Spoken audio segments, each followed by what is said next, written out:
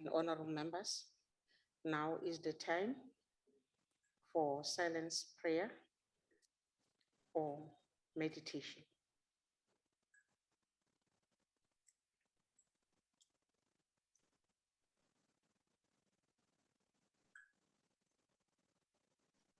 Thank you. May you seated.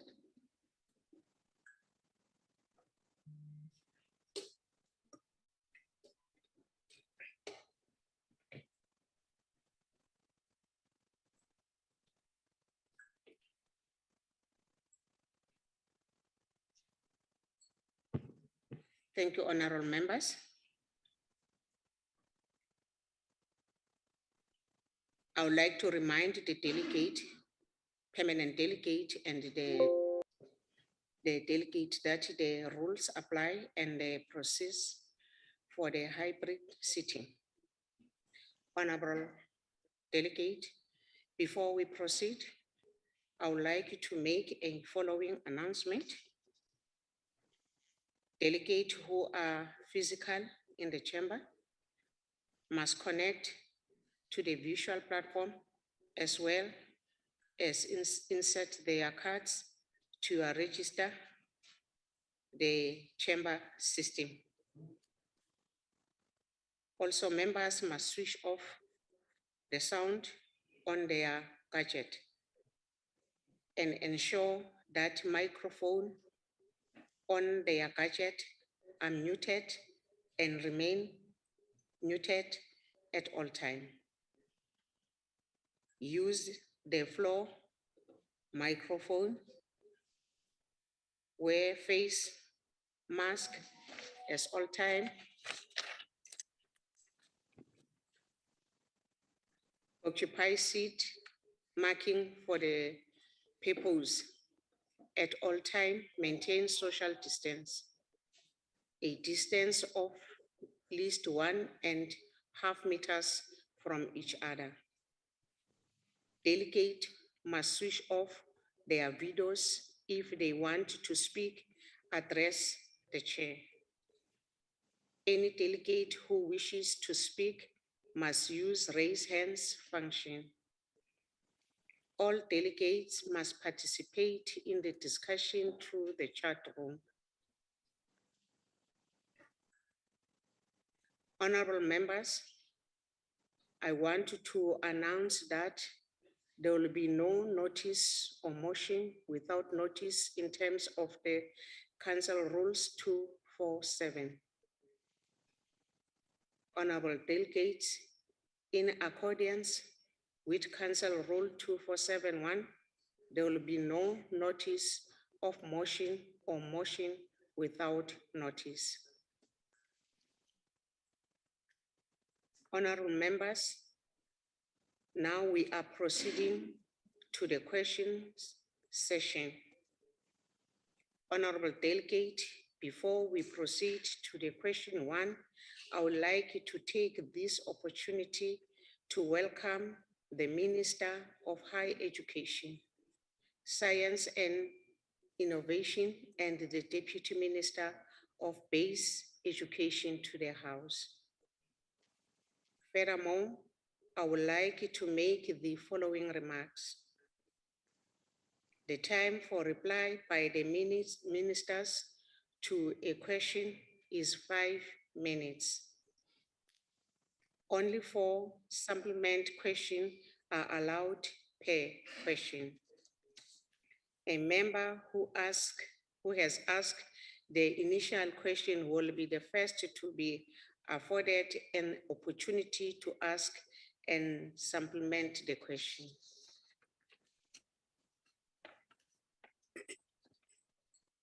The time for asking supplement a question is 2 minutes.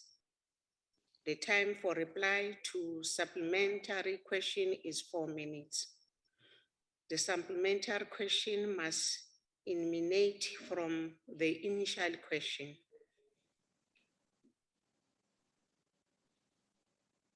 Question to Minister of Higher Education, Science and Innovation.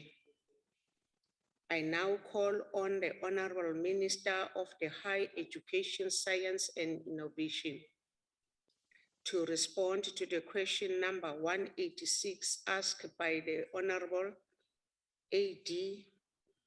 Malika for 5 minutes for responding to question. I've been informed that Honorable Malika will standing in for Honorable Ngwezi for the last following up question. Honorable members, Honorable Malika, as a follow-up question, is 2 minutes. And Minister, please respond for 4 minutes.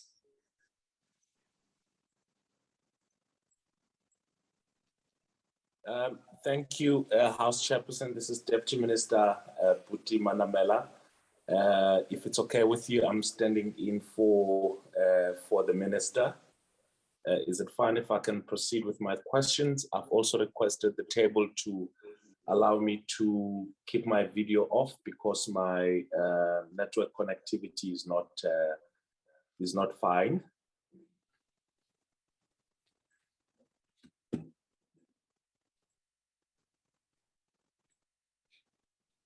With your permission, Chairperson.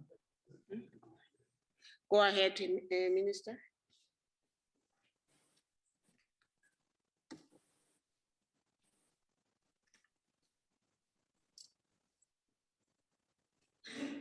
You can go ahead.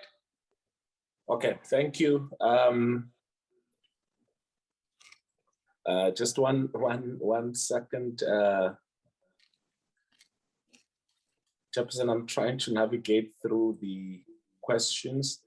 We were informed that you're going to be starting with basic education, but just 1 second.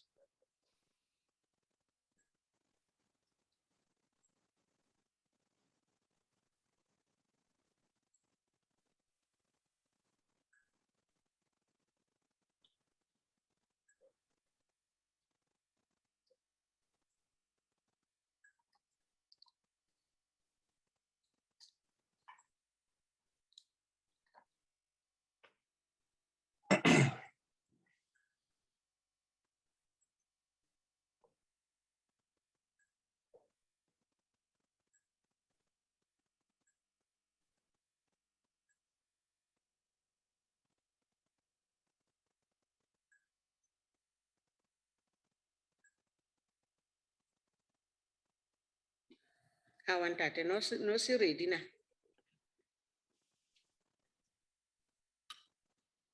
I was ready, Chair, but we're just informed that we're going to start with basic education. So I'm trying to navigate through all these this questions. This is question 178. 186. Question 186. Oh, okay, that's fine. Let me just get to question 186. Apologies for this, House Chair. Okay, continue.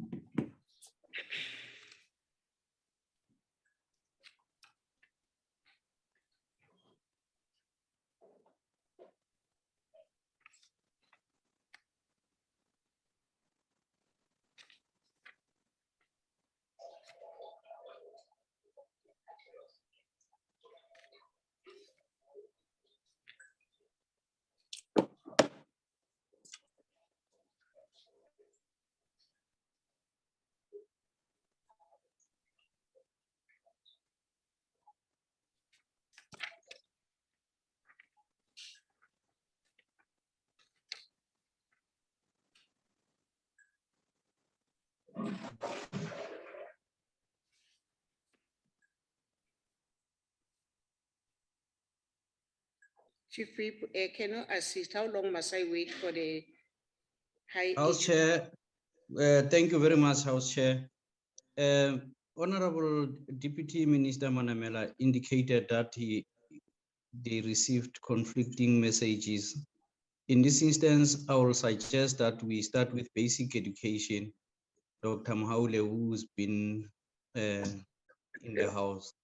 So I will suggest that if Dr. Mahaule, Deputy Minister, if we can start with basic education, that will be in order to make that change, House Chair. Thanks. Honorable House Chair, is Minister Nzimande here? My apologies to you. Maybe the Deputy Minister, we had thought that we were going to share these questions because I was going to arrive a bit late. I'm happy to start with the first question. And then if we don't mind, we will actually be able to share with the Deputy Minister. On question 186, with your permission, can I go ahead?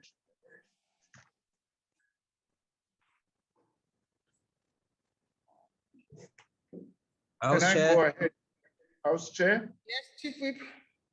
Yeah, no, the minister is here and is ready, and we can proceed. I think I will no longer stick to the earlier suggestion. Thanks. All right, yeah. Okay, thanks very much, Chief Whip, Honorable Minister. Yes.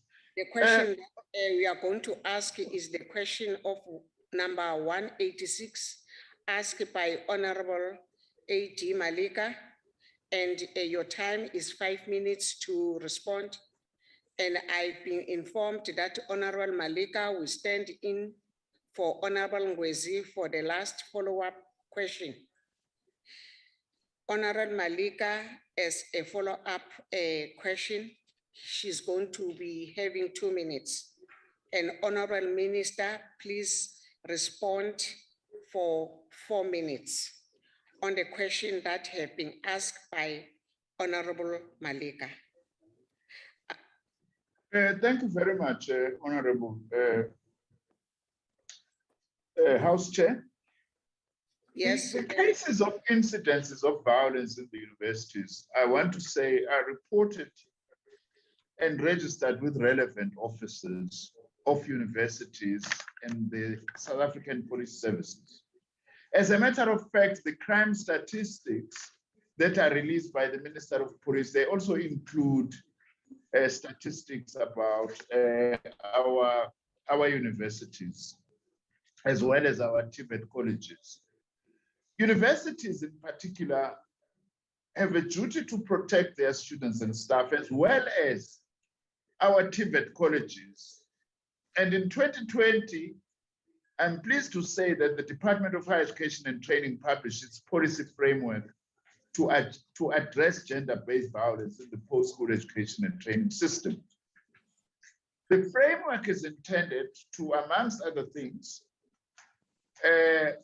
compel institutions to create an enabling environment to ensure the effective implementation of the policy framework actions and programs, promote the safety of all students and staff by putting in place comprehensive prevention programs, and provide for or refer GBV victims to comprehensive specialized support and other assistance. Universities and TVET colleges were requested to submit to the department their policies relating to sexual harassment and gender-based violence and harm in their institutions, amongst others, to establish whether institutions are adequately resourced to deal with GBV cases, reported and unreported, where they are able to pick up, also to deal with the safety of students and staff, and also reports on the extent of support they are giving to in such instances, as well as psychosocial support to survivors of GBV. I would also like to say, Chair, very quickly that as the Department of Higher Education and Training, we have our own institution called Higher Health, which acts as support in promoting health and wellness in all of our institutions. As a matter of fact, we now even have Omahamba Nendlwane, who are actually going from place to place, especially in the rural areas, to provide support to health, for health and wellness. Hi, Kasigel. I also want to indicate that higher health has also been capacitated to be able to respond effectively to incidences of gender-based violence. And as a matter of fact, despite the enormity of the program, but the work of higher health has been so well recognized even outside the country, such that even, for instance, in the rest of the continent, we are being approached by the higher education sector as to assist them in establishing similar mechanisms. And on our side as a department, as I have said, we do request at all times that we are provided with updates on the extent to which this framework to deal with GBV in particular is being implemented. Thank you very much, House Chairperson. Thanks very much, Minister. Honorable Malika.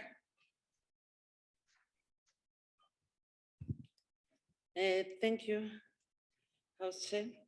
Honorable Minister, is there any plan on consideration by the department in collaboration with the university management and the Department of Police to undertake a comprehensive audit on the state of security and safety in our universities? Thank you, Chair. Thank you, Honorable Member. Honorable Minister.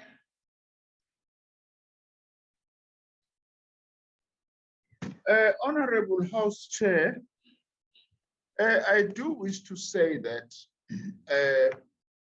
the department always engages with the South African Police Service insofar as these matters are concerned. But in particular, we encourage our individual institutions to actually do this. But I'm also very pleased in answering this question to also indicate that I have actually asked the University of Zululand to conduct a sector-wide, university-wide research project to establish the situation with relating to safety and security to on our campuses. And what are the threats to the safety and security, such that that research also, I hope, will be able to identify systemic issues and weaknesses that are there, and also to identify best practice in terms of some institutions on how we are actually dealing with this matter. I am hoping that by the middle of next year, we will at least be having a preliminary report so that we can get a comprehensive picture over and above, of course, the information that we are getting now from institutions on how they are implementing this policy. Thank you, and thanks for that question from Honorable Member.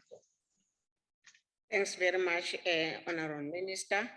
The follow-up question that have been asked by Mr. M. Nana.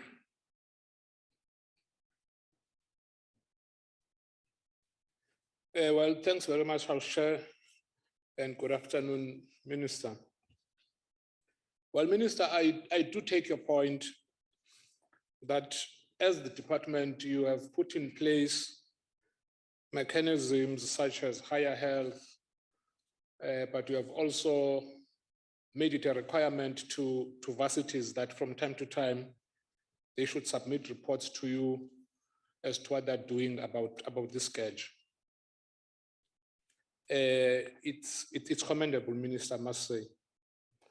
And as you will know, that our young women continue to endure an onslaught of gender-based violence in our campuses, and this is especially true in higher education institutions.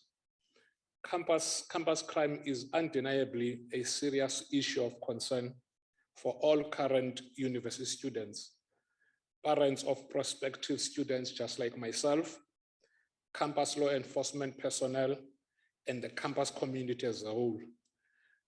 You will, I'm sure, agree with me, Minister, that the biggest problem faced in these campuses is under-reporting of these serious crimes. And this is a big problem. Now, you will recall in my initial opening remarks, I said, I take your point about the mechanisms that we have put in place as the department and what is required of universities. But I'm sure you'll agree with me, Minister. Some of these plans are very good on paper. And the biggest challenge becomes the transmitting or communicating of these plans to the end users. In other words, are there any awareness programs to ensure the ease of reporting of these violent crimes on campuses, as well as to ensure that all the students feel more safe in our campuses? Remember what Thank you. I've said, that how many minutes do you have? Honorable Minister, can you respond? Yes, thank you very much, House Chair, and thanks for that question. Although the member compressed the question towards the end of his input, I would like to say that, firstly, we need to understand this, that what we are dealing with in our institutions is actually part of a wider societal problem. I think it's important that we actually understand that universities and TVET colleges and other institutions are not islands. They are part of communities that are often infested with crime. That is why one of the things that we encourage our institutions to do is to develop relationships with local communities in which their campuses are located, because that goes a long way in actually assisting and also to ensure that institutions also are part of, as much as is possible, in some respect, servicing the communities. The most recent example is that a number of universities, for instance, have been producing their own sanitizers, and they have been distributing surplus of this to communities, just as part of building the relationship if we are to actually deal with this particular problem. Also, the other measures that we are implementing is actually to push and invest more in student accommodation. And I'm still going to be making much more announcements, for instance, on partnerships between government and the private sector to increase student accommodation, so that we can be able to ensure also that our students are in accommodation that is safe and they are not actually victims of crime. Apart from the fact that the framework for dealing with gender-based violence in particular also includes issues of general safety and security awareness in our campus. And if you look at our policy framework that I'm talking about, we expect all our institutions to be guided by, they do actually emphasize this matter. And we do ask for reports now and again on such matters. Thank you very much, Honorable House Chair. Thank you, Honorable Minister. The next follow-up question asked by Honorable Mr. S. Zandamela. Remember, you've got 2 minutes, Honorable Member. Thanks, House Chair. Sorry. Thanks, House Chair. Minister, incidents of violence tend to be more prevalent among female than the male students in institutions of higher learning, even with stronger gender policies and programs in place. Which method will be taken to ensure that policies pertaining to the safety and security of female students are actually implemented? Thank you, House Chair. Thanks, Honorable Member. Honorable Minister.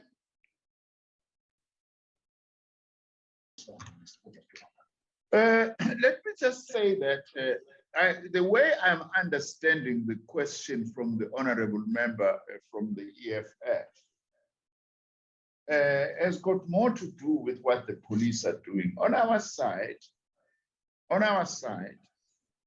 as the department, we actually encourage our institutions to have relations with local police stations as well as police command where they actually have campuses.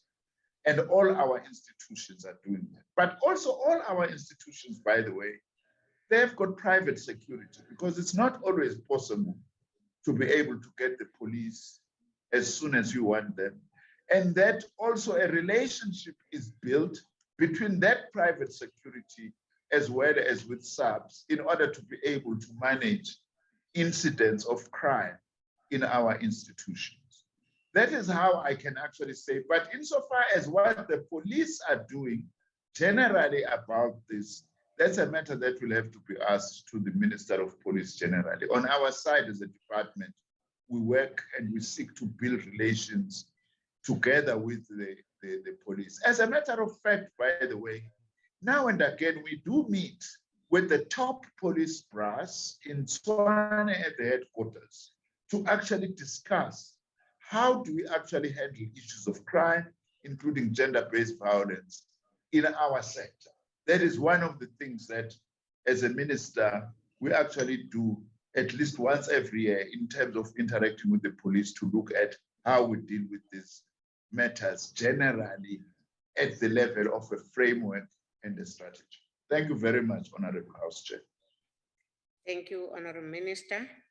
And the follow-up question is asked by Honorable MSAD Malika. Thank you, Chair. And thank you, Honorable Minister, for your response to the question. Honorable Minister, I noticed that there are some universities that have not undertaken safety audits. What is your department doing to assist these universities? Thank you. Thanks, Honorable Member. Honorable Minister.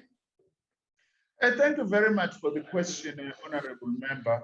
I would really appreciate that in instances where the Honorable Member may be aware of, where certain institutions have actually not been able to do what they are supposed to do, that those be drawn to my attention.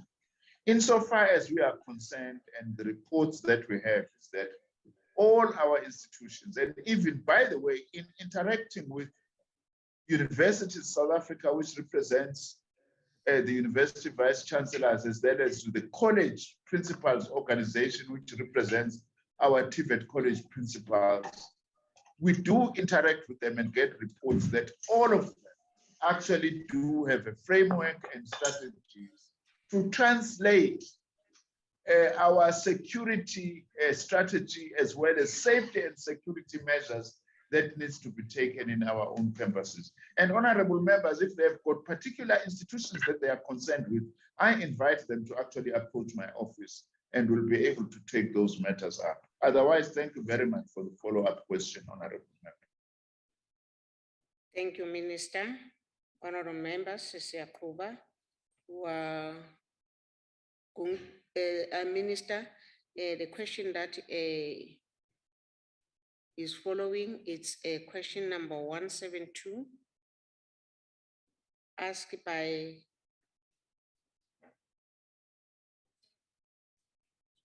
One seven eight, asked by Honorable DC Christians. 178, Minister. Yes, thank you very much, House Chair, and thanks to Honorable Christians for the question. I am aware that, unfortunately, the report of the Ministerial Task Team on reviewing of UNISA was leaked. I do wish to say, by the way, that I strongly condemn this, because I think that was very reckless and irresponsible for whoever leaked that report to do so, because it does not assist us in terms of the normal processes that we normally follow. However, what I wish to say is that much as I cannot be able to respond right now in terms of some of the issues that may be asked in public about the report, I am studying the report as of now. And once I've finished studying the report, Honorable House Chair and Honorable Member, I will then be able, first step, to engage the University of South Africa, its council in particular, around the findings of that report and its recommendations. After which, of course, I will also be more than happy to come to the NCOP and present such a report. The aim, by the way, of the review was to look at the operating model of UNISA as an institution and to review some of the challenges that it is facing. One of the things I'm concerned about, for instance, is the pass rate of the university, which is very low. Those are some of the things that I'd asked the ministerial task team to actually look into. But I'm studying the report, Honorable House Chair, and I will respond once I have finished studying the report. Thank you very much. Thanks very much, Honorable Member. The next follow-up question is going to be asked by Honorable Baha.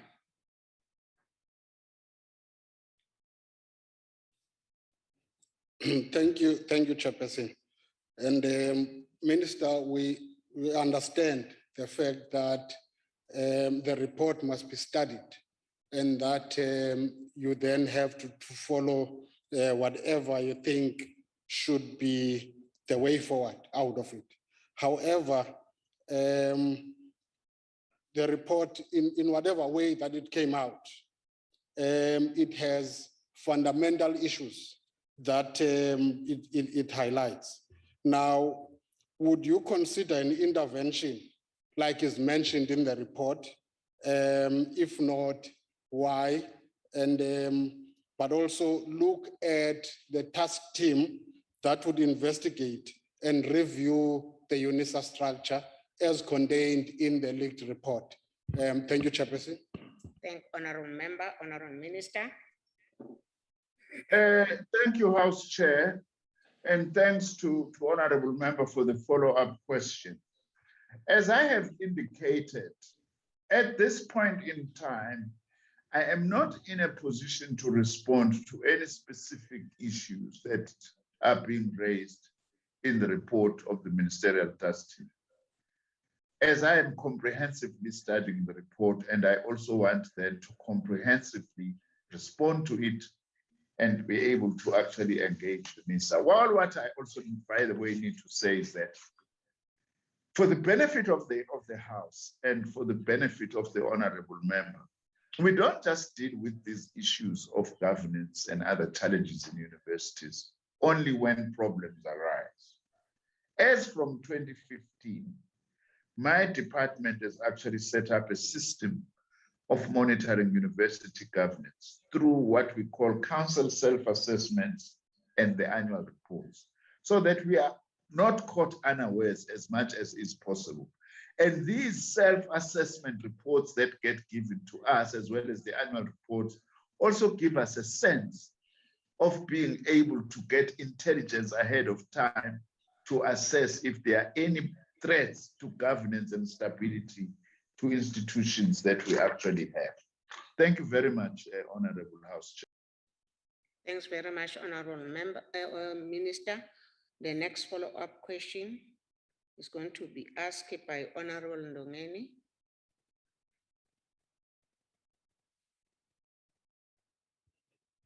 Thank you, House Chairperson.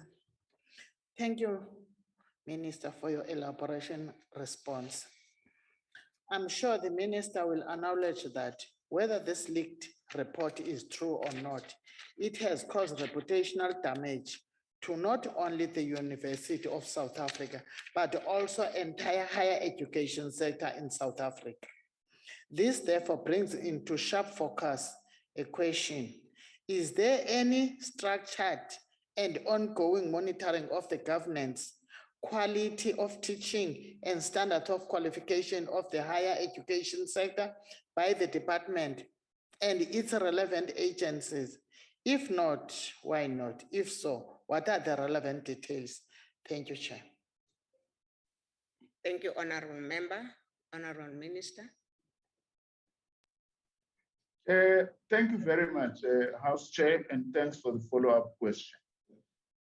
As I have said, it is very unfortunate that this report has been leaked, but I wouldn't go to the extent of saying that this has caused reputational damage, because in the first instance, it is us, it is myself as the minister, in seeing some of the problems in the institution that I actually commissioned the report. Maybe there would have been reputational damage if there were leaks about things that are going on there that we were not looking into. But we are looking into. I initiated this particular report. I don't also think that it's giving any reputational damage necessarily to the sector as a whole. Secondly, as I have said in the answer before, we do have ongoing mechanisms that we put in place from 2015 for ongoing monitoring of governance in our own institutions. And also the law, by the way, allows me, where there are problems, to be able to appoint an independent assessor to investigate and even to put institutions under administration where I feel that things are really getting out of hand. Lastly, then, what I want to say, insofar as quality assurance, all our universities, their programs are accredited by the Council for Higher Education, which is an independent body that I have set up, which reports to the minister, but also engages with institutions, but independently is able to evaluate and assess the quality of the programs that are offered and registers those programs in all the universities. And I am fairly happy with the work that the Council for Higher Education is doing in order to ensure that our universities are offering properly quality assured programs. Thank you very much, Honorable House Chair. Thanks, Honorable Minister. Next follow-up question asked by Mr. MP DeBrain. Thank you, Honorable House Chair. Minister, regarding the reputational damage that the previous speaker has mentioned just now, after the leaked report, UNISA was branded as a degree factory under a corrupt network of employees and officials. So in that regard, will there be similar investigations at other institutions of higher education to prevent this? And what measures will your department put in place to ensure that this type of fraud will not happen at other universities now and in the future? Thank you. Thanks, Honorable Member. Honorable Minister. Honorable DeBrain, as I have said, I am studying the report, and I'm glad that the report has been finished. Of course, unfortunately, it's been leaked. I am going to be responding to all the issues that are raised in the report, including the allegations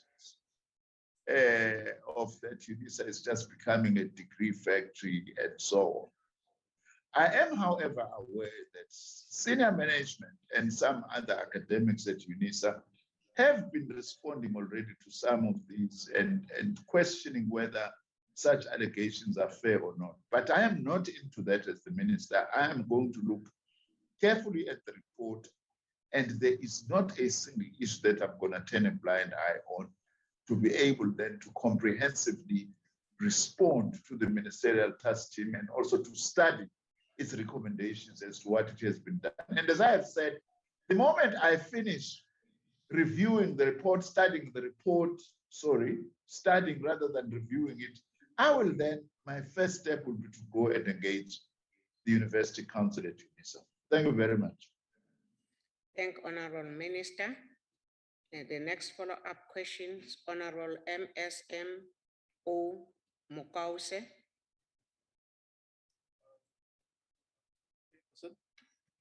Member Makause is sick, so I'm here to ask the follow-up question. Is it fine with you? Yes, continue, Honorable Member, but in future you must report on time. No, we did. We did. It was reported, but Yes. on what I have on my table, it's No, it Mokause. was reported. House Chairperson. Continue.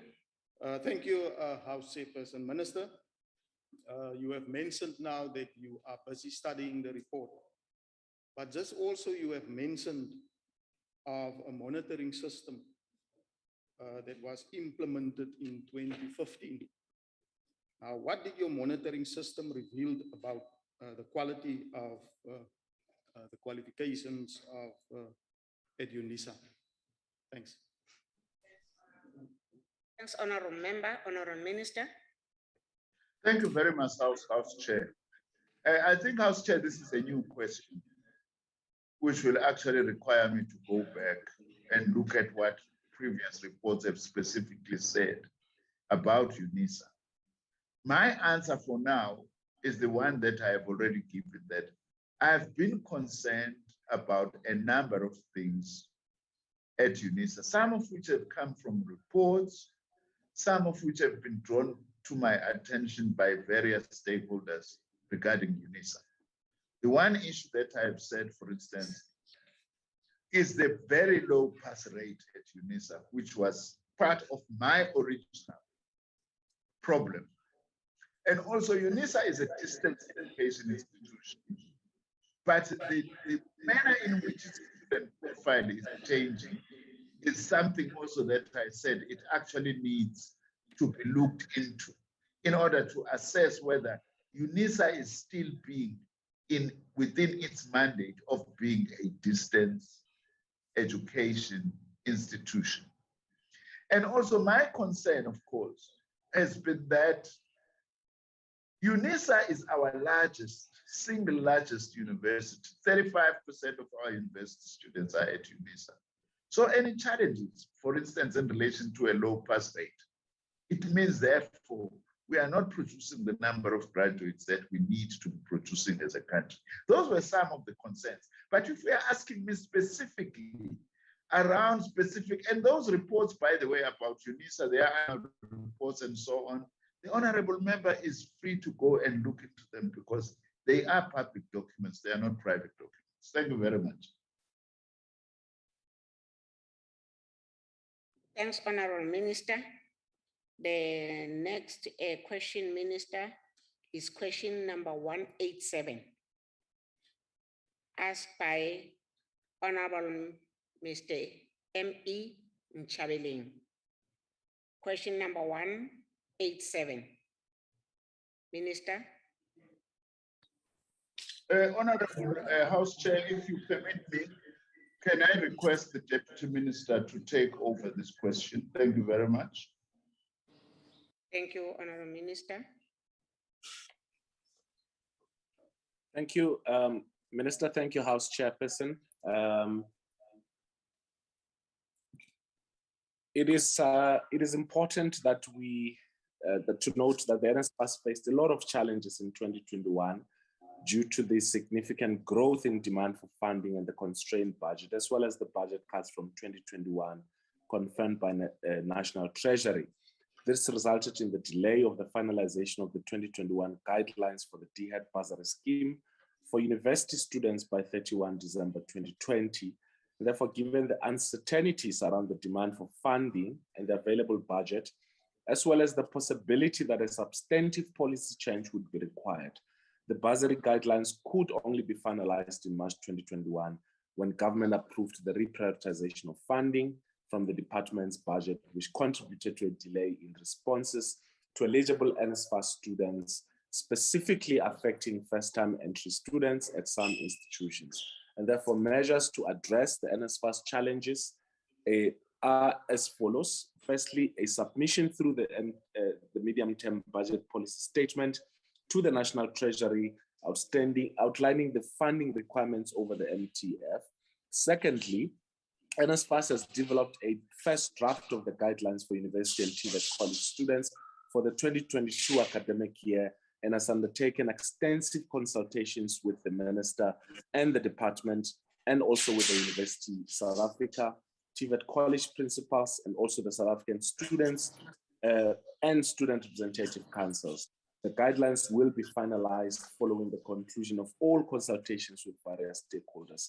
And thirdly, for the 2022 application cycle, the NSFAS developed an application process and systems that will provide real-time funding eligibility decisions to students. And one of the areas that NSFAS has reviewed extensively are the processes and enabling technology system centered around its ability to assess, confirm, and communicate eligibility decisions to students. Finally, the Ministerial Committee of Inquiry submitted its report to the Minister into the business process, systems, and capacity of the NSFAS on 11 March 2021, and it was presented to Cabinet, and therefore the board has been requested to provide a formal response and an indication of areas of work already underway. Thank you, House Chairperson. Thanks, Deputy Minister. Before I call the follow-up question, the member that must do the follow-up question, I want you to remind all the members, including yourself, ministers and deputy ministers, that your photo must be on the screen if you are on visual, because you are on live and people want to see you and know who is the Deputy Minister of Education. Please, can we do that? The next follow-up question is going to be asked by Mr. M.E. Nchabeleng. Honorable Nchabeleng.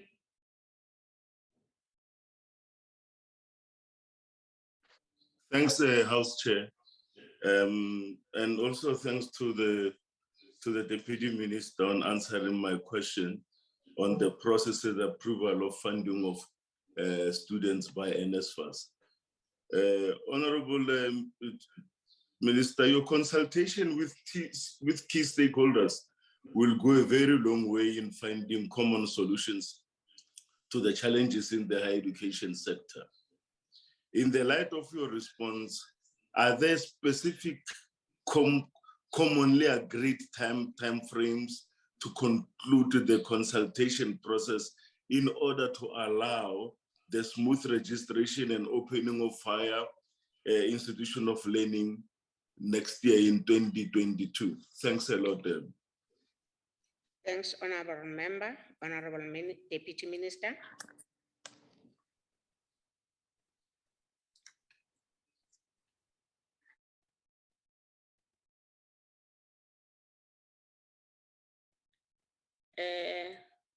Vula Suguzwa, Deputy Minister. Okay.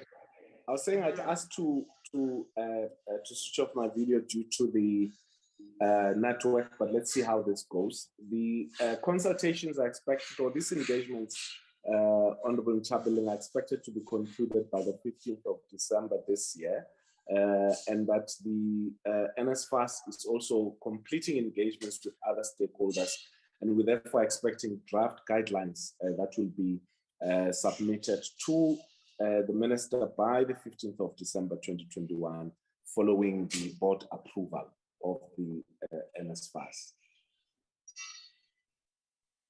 Thank you, Deputy Minister. The next follow-up question is Honorable M.S.A.D. Malika.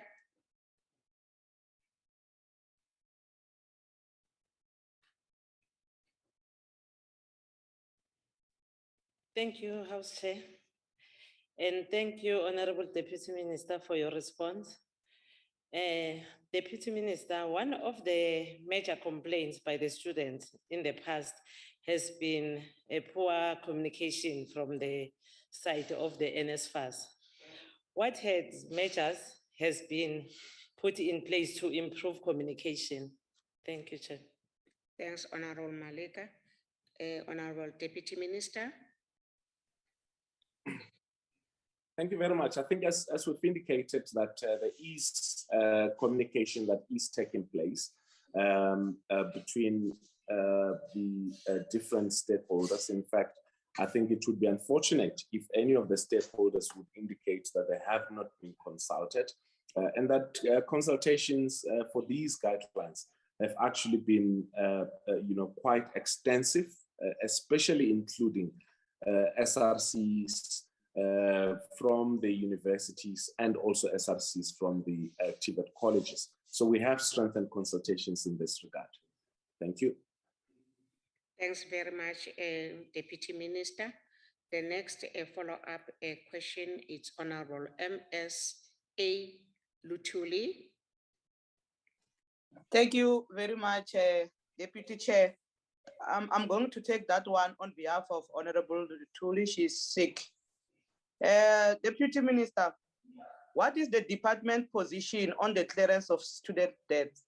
Thank you very much, Deputy House Chair. Thanks, Honorable Member. Honorable Deputy Minister. Okay, I think the question is not clear. What student debt are we talking about? Are we talking about student debt that is held by students with universities, which we have made it very explicit that those need to be dealt with by universities, between universities and students, firstly. Secondly, we have continuously encouraged those students who have been recipients of the NSFAS student loan in the past to continue paying for their debt. But also thirdly, and I think this is also important, is that we've continuously contributed towards relieving both universities and students of the debt that is there between or that is held by students towards universities, particularly those self-paying students. But I think if there is more details that the member needs, we can always provide what sort of interventions we've made in the past as it relates to student debt. Thank you. Thank you, Deputy Minister. The next follow-up question will be asked by Honorable Lapskaven. Thank you, House Chairperson. Honorable Deputy Minister, you already alluded to some of the things that I would like to ask you in your previous answer. But in the light of the challenges that, with late payouts and non-payouts and of some of the bursaries and so on, can you clarify what is the current criteria for a student to obtain NSFAS funding and for them to keep it for the time period of their studies? And then also, you mentioned in the first answer that you are busy finalizing the guidelines for a new system. Can you give us an indication on what will be the date or the time frame for the finalization of that? Thank you. Thanks, Honorable Member. Honorable Deputy Minister.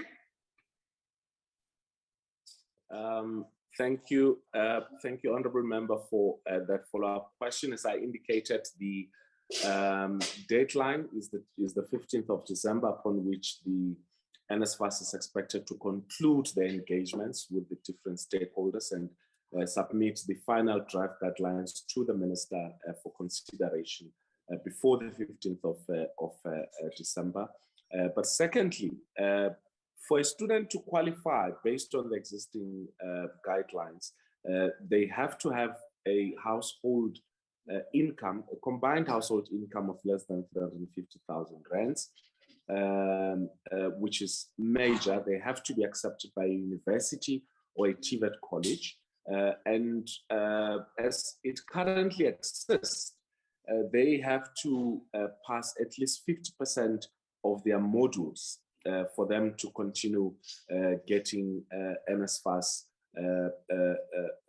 funding. However, some of these provisions are going to be, are under consultation based on the draft guidelines that have been submitted and are under consultation. Thanks, Deputy Minister. Siyakuba, the question that you have asked by Honorable Arnold, 174, Minister. Niteni ya chair ngazuru Minister played. The Deputy Minister continues on House Chair. Okay, thanks very much, Minister. Kuba, Thank 174. Thank you. Question 174, Chairperson. The department's highest priority is to strengthen and expand the public college, TVET college system and turn them into institutions of choice for school leavers. South Africa has a significant mismatch between the skills needed in the economy and the skills available in the labor market. And this has necessitated the design and implementation of strategies to coordinate economic planning and skills development. Current enrollment patterns highlight that most students enroll programs that may not lead to meaningful opportunities An analysis shows that enrollment is largely unresponsive to regional economies. For example, there are low or no enrollments in tourism and hospitality programs in regions that have strong tourism sectors, and the highest enrollments in the colleges are from human resource management and business studies. And among these strategies, House Chair, has been to review, the review of the courses offered by colleges and the introduction of new ones. Our department has designed and implemented the Centers of Specialization program in the TVET college sector. And the Center of Specialization program entails the establishment of a dedicated department known as Center of Specialization within a host of TVET colleges, which serve as an anchor, working closely with employers to deliver a dual system-based apprenticeship program. And in 2019, we rolled out the COS program in 19 public TVET colleges across the country. 13 priority ITs and trades were selected, with each trade offered at 2 sites. Considerable progress has been made in designing and implementing this new approach to apprenticeship training in our country, both to increase the number of artisans produced in line with the demand and to improve the quality of artisans produced by public TVET colleges. And the list, quite extensive, we can share with the members of those programs and the colleges that are offering them, and also the areas where the TVET colleges are, just to save time.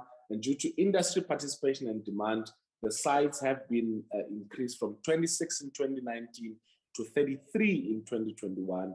And these sites are also being developed to be trade test centers for occupational programs. And our department is also transforming colleges into hubs of innovation and entrepreneurship, which enables students not only to look for employment, but also to create employment for themselves and others. Thank you, House Chairperson. Thanks very much, Deputy Minister. Follow-up question is going to be asked by Honorable Mr. Arnold. Thank you, House Chairperson, and thank you to the Deputy Minister for his response. The provision of quality technical and vocational education and training plays a vital role in promoting both economic and socio-economic development. My question to you, Deputy Minister, is what efforts are being made to foster and grow partnerships between TVET colleges and industry to enhance work-related skills? Thank you. Thanks, Honorable Member, Honorable Minister or Deputy Minister. Thank you very much, Honorable Member, for that question. The very same intention of our Centers of Specialization is to foster the relationship between industry and our TVET colleges. And for instance, all the programs that are offered through our Centers of Specialization, which yields thousands of artisans and apprenticeship, have been or are in association with industries such as SAFSA, such as the PIRB, such as the RMI, and all of those. And the intention is to ensure that industry is involved. One of the things that we're also encouraging, and which we're seeing in most of the colleges, is colleges taking initiative to collaborate with industry directly, and therefore placing students in workplace integrated learning for them to acquire the required experience for them to join, the labor market. So emphasis is on partnership between TVET colleges and industry in order for relevance in terms of programs, but also to ensure employability or the ability to pursue entrepreneurship upon completion by students from the different colleges. Thank you, Chair. Thanks very much, Deputy Minister. The follow-up question is Honorable Minister. Thank you. Thank you, House Chair. Thank you. Thank you, House Chair. Deputy Minister, in 2013, the Department of Higher Education and Training said a review of subjects was initiated by the Quality Council for trades and industry. Support teams had undertaken 38 subject reviews from N1 to N6.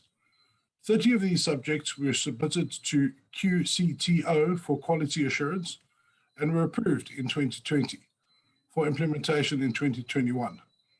This review was to ensure that it responded to industry needs and enable graduates to find employment.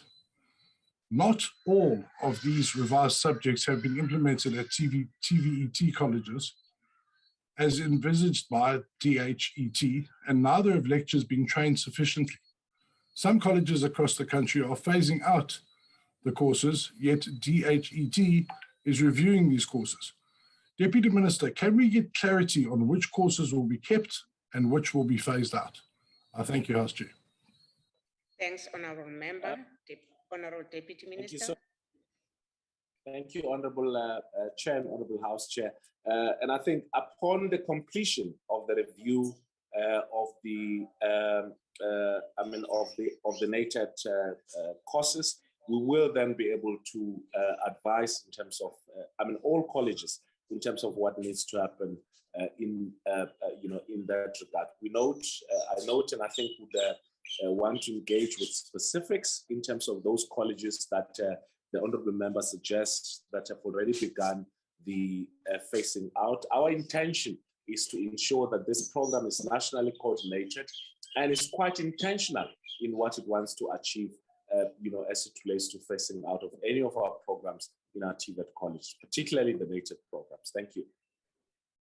Thanks, Honourable Deputy Minister. The next follow-up question is going to be asked by Honourable MSMN Gillion. Thank you, House Chair. And thank you, Honourable Deputy Minister, for your response on the TVET sector, which has been underfunded in the past. Now, in the light of your response, DM, is there any regular review of the country's labour market demands by the department in collaboration with the key stakeholders to inform policy changes in the curriculum content of TVET colleges? If not, why not? And if so, what are the relevant details? Thank you, House Chairperson. Deputy Minister. Thank you very much, Honourable Member. We have an important role to play in identifying both the skills and occupations which will support interventions to grow the economy and in improving the responsiveness of the post-school education and training system. We, to the skills needs of the labour market.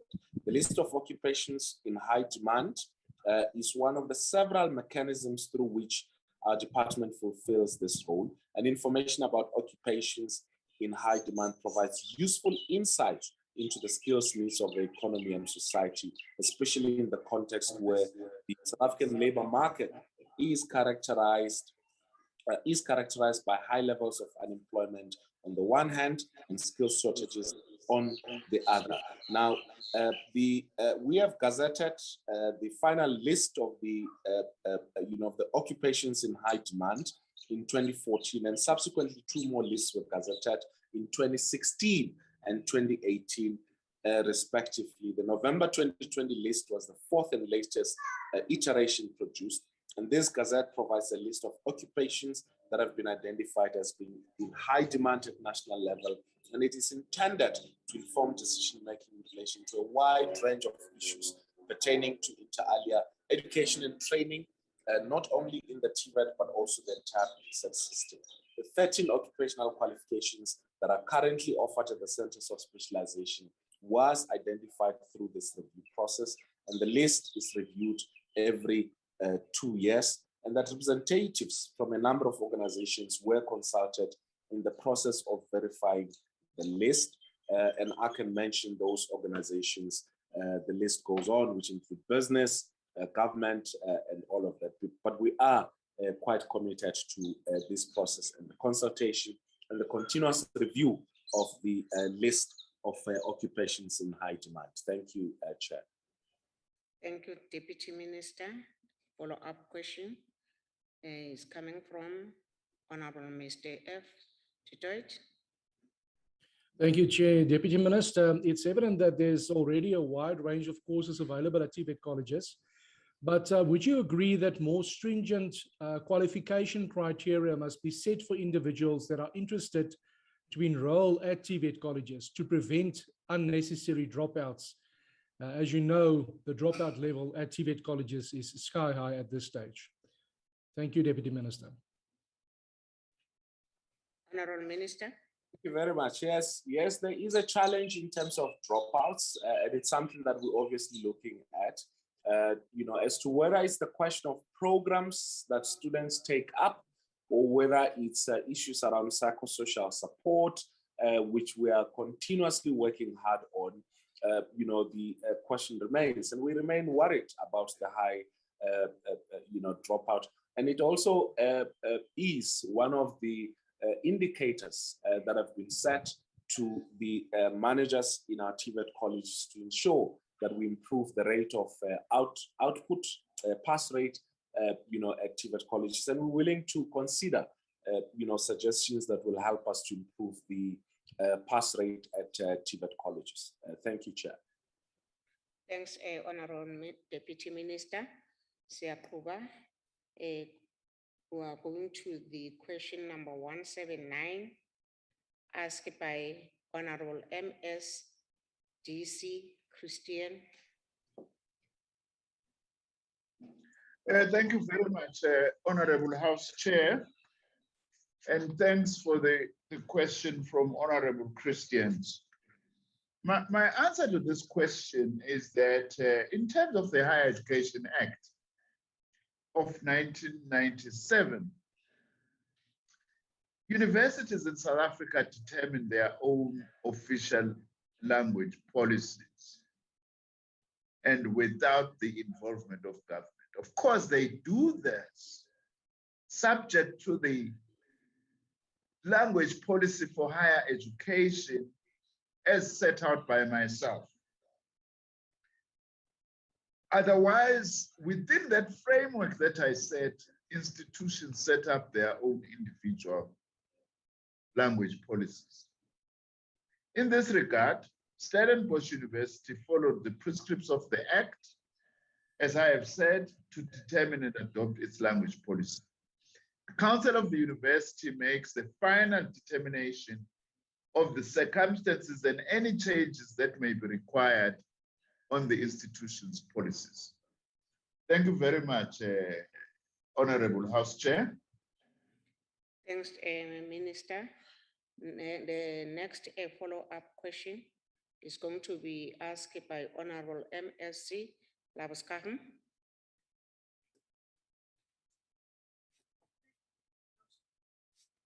Thank you, House Chair. Honorable Minister, I just want to know who gave you the right to unilaterally support policies that in effect circumvent or amend the founding provisions of the supreme law in our country, which is the Constitution, as set out in paragraph 6.1, where Afrikaans has been listed as one of the official languages of our country. Thank you, Honorable Member, Honorable Minister. I must say I'm quite shocked and surprised, Honorable Chair, at the comment by and the nature of the question of Honorable Labuskaghn. I don't know when did I change the status of Afrikaans as an official language. Afrikaans still remain one of the 11 official languages in South Africa, and it's being treated like that within the context of our language policy. What, of course, we are not going to tolerate is an agenda by some of African right-wingers who want to use Afrikaans as a means of excluding especially Black non-African speakers from their institutions. Otherwise, Afrikaans is respected, and I'm committed to protect Afrikaans in our language policy. That's what it does, as an official Afrikaans language. The other thing, though, which I must say, is that much as we have 11 official languages, but the fact of the matter is that there are 9, if you like, Bantu languages, including the Khoi and the San languages, were deliberately underdeveloped by the apartheid regime and colonialism in general. And what I'm committed to doing as the minister is to put additional resources to raise these languages to become languages of science and academia like English and Afrikaans. So I want to dismiss the whole idea that I'm changing the constitution. I urge Honorable Labu Skafni to go and read section 29 of the constitution, which, by the way, I'm very proud. I was one of the drafters of that clause in 1996 towards finalizing our constitution. Thank you, Honorable House Chair. Thank you, Minister. The next follow-up question number 2 is Honorable MSAD Malika. Thank you, House Chair. Honorable Minister, the Constitution of South Africa recognizes all the languages as equal. And there is a general recognition that indigenous African languages are the most underdeveloped and underfunded in our entire education system. Can the Honorable Minister therefore elaborate on the specific intervention of the language policy of the department to develop the African indigenous language that were excluded and marginalized by the apartheid system of white minority domination? Thank you, Chair. Thank you, Honorable Member. Honorable Minister. Thank you very much for the comments as well as the question from the Honorable. What I would just like to highlight is that I think it was around 2013. I'm sorry, on House Chair, if I can't remember the exact year, that I appointed a ministerial task team to look at how can we assist, how can we have appropriate intervention, to make sure that all those languages that were developed under apartheid, the African indigenous languages, are actually upgraded to become languages of. Thanks, Minister. The next follow-up question number 3 is going to be asked by Honorable Mr. A. Arnold. Chairperson.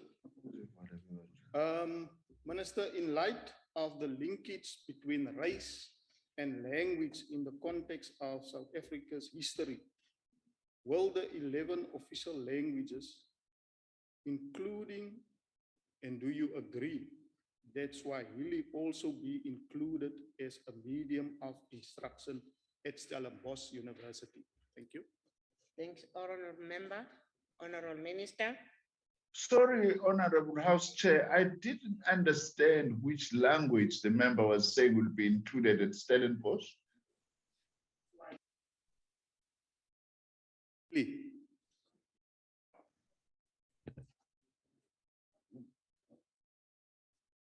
Swahili, Minister. Swahili. Oh, okay. I didn't understand that. No, there is no plan as of yet to actually include Kiswahili. Of course, it's something that personally for myself, I think that it's something that should be considered in future. But as things stand now, the single biggest problem we have in languages in South Africa is that the overwhelming majority of our kids, for instance, as they are writing matric now, they are writing in languages other than their own mother tongue. That is the biggest injustice that we still have. And in fact, the resources that we have, we need to be putting them, all of them, just to ensure that we do actually attend to the underdevelopment of South African indigenous languages of African origin, in order to be able to balance. Even the fact that, the languages that are spoken as second or third languages by many South Africans do not cover these African indigenous languages in South Africa. There's a task that we still have just to promote multilingualism, apart from addressing the underdevelopment of some of the languages, but to promote multilingualism and using our institutions of higher learning to actually promote multilingualism. That is where the priority for this government is at this point in time. Thank you very much, Honorable House Chair. Thank you, Minister. Follow up number 4, Honorable Nchabele.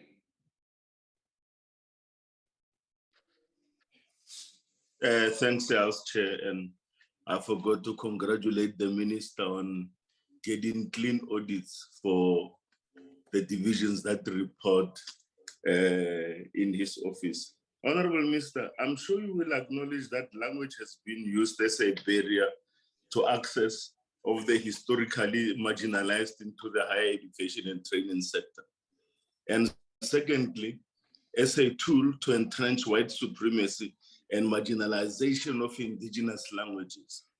In the light of your response, Honorable Minister, 1, what scope does the Higher Education Act provide for the ministerial intervention to ensure language parity in the higher education sector?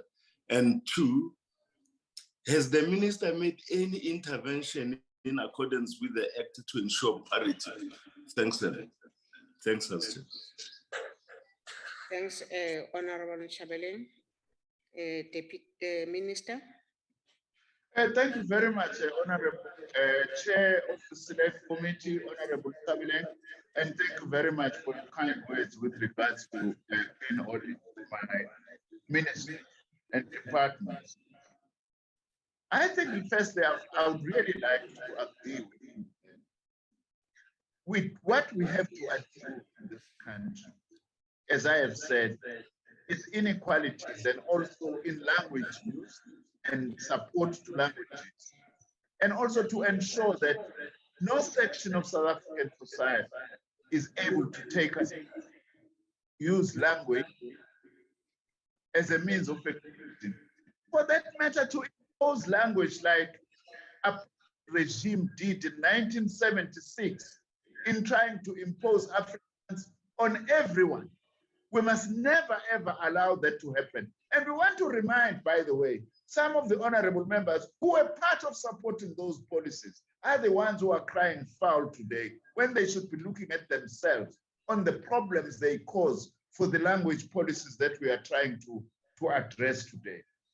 Now, in terms of intervention, the policies, the language policy for higher education is one method of intervention. That is why I have policy, that's why it is debated.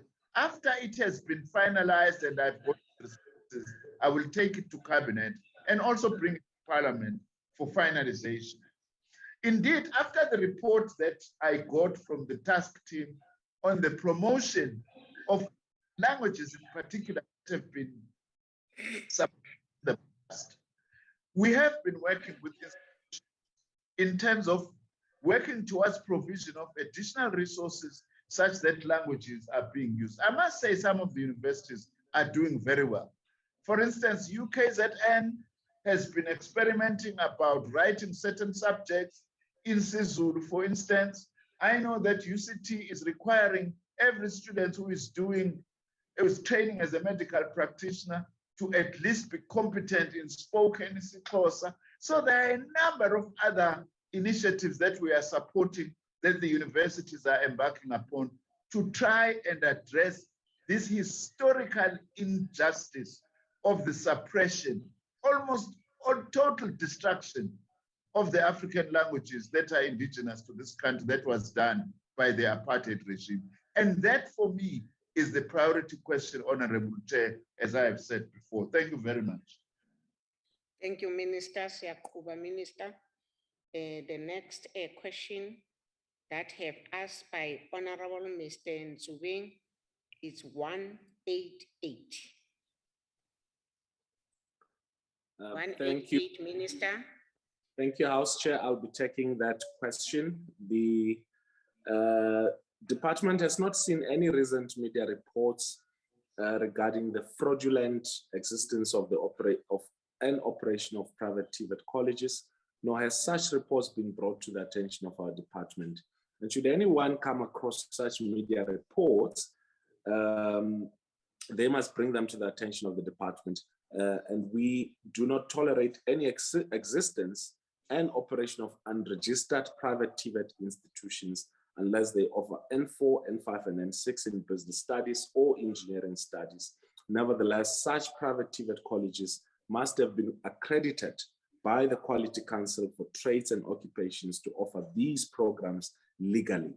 The department has from time to time embarked on aggressive campaigns across the province to monitor and ensure that all private institutions are either registered with the department where applicable or accredited by the QTCO to operate. These campaigns also seek to raise awareness of the public, parents and students about the registration and accreditation of private institutions and what they should look out for should they decide to enroll at private institutions. In some instances, these campaigns include participating in radio and television program slots to address the issue of registration and accreditation of private institutions. The register of private colleges is updated and published on the website of the department on a regular basis to ensure that as soon as a private college gets registered, its name is entered into the register and published for the benefit of the public,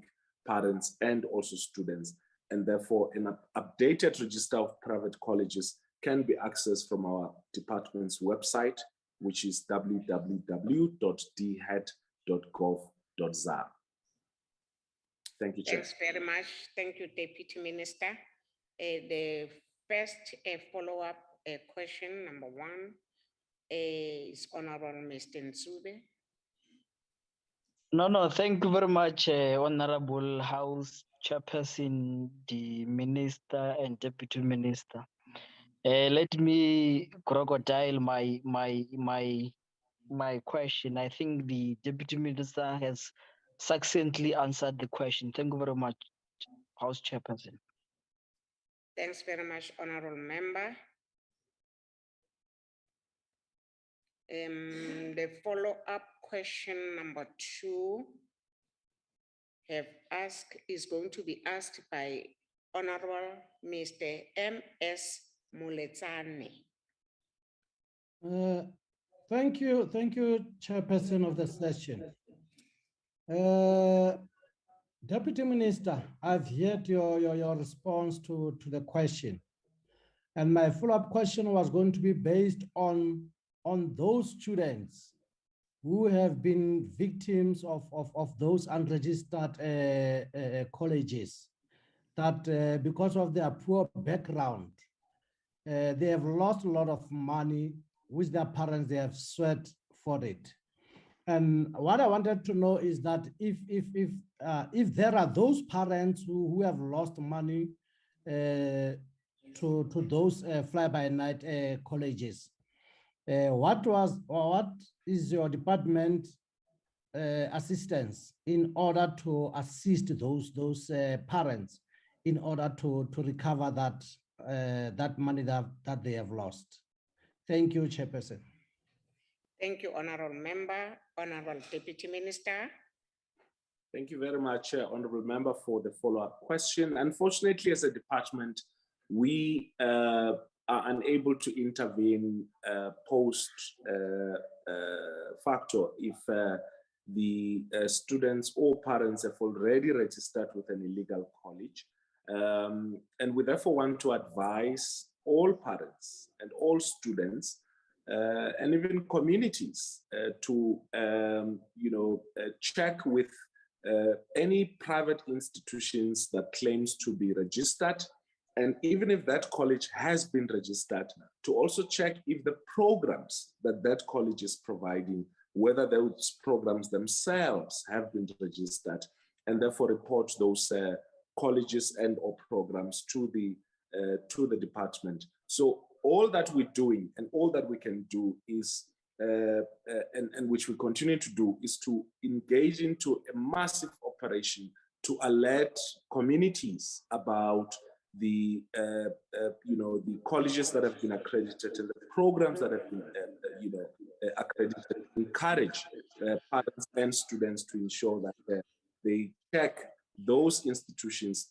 against the register that I've spoken about earlier, which is the register of private colleges, which can be accessed in our website. Thanks very much, Deputy Minister. The follow-up question number 3 is going to be asked by Honorable Mr. MAPD Debrain. Then after, I would like to invite a House Chairperson, Honorable Nyambi, to continue on follow-up question 4. Honorable Debrain. Thank you, Chair. Honorable Deputy Minister, with regard to the fraudulent TVET colleges, is there a register publicly available of known fraudulent institutions? And if not, will it be considered? And what measures will the department put in place to ensure public awareness of these fraudulent institutions? Thanks. Thanks, Honorable Member. Deputy Minister.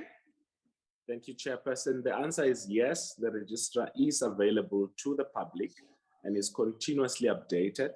And secondly, as I said, we are involved.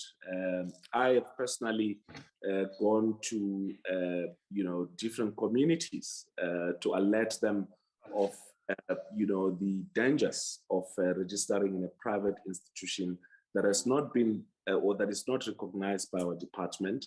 And we'll continue doing that. We have had instances where we closed some of these colleges, and also this has led to the prosecution of some of the people who are fraudulently registering colleges in order to illegally benefit from unsuspecting parents and students. Thank you. Thank you, Honorable DM. The next follow-up question is from Honorable Okam.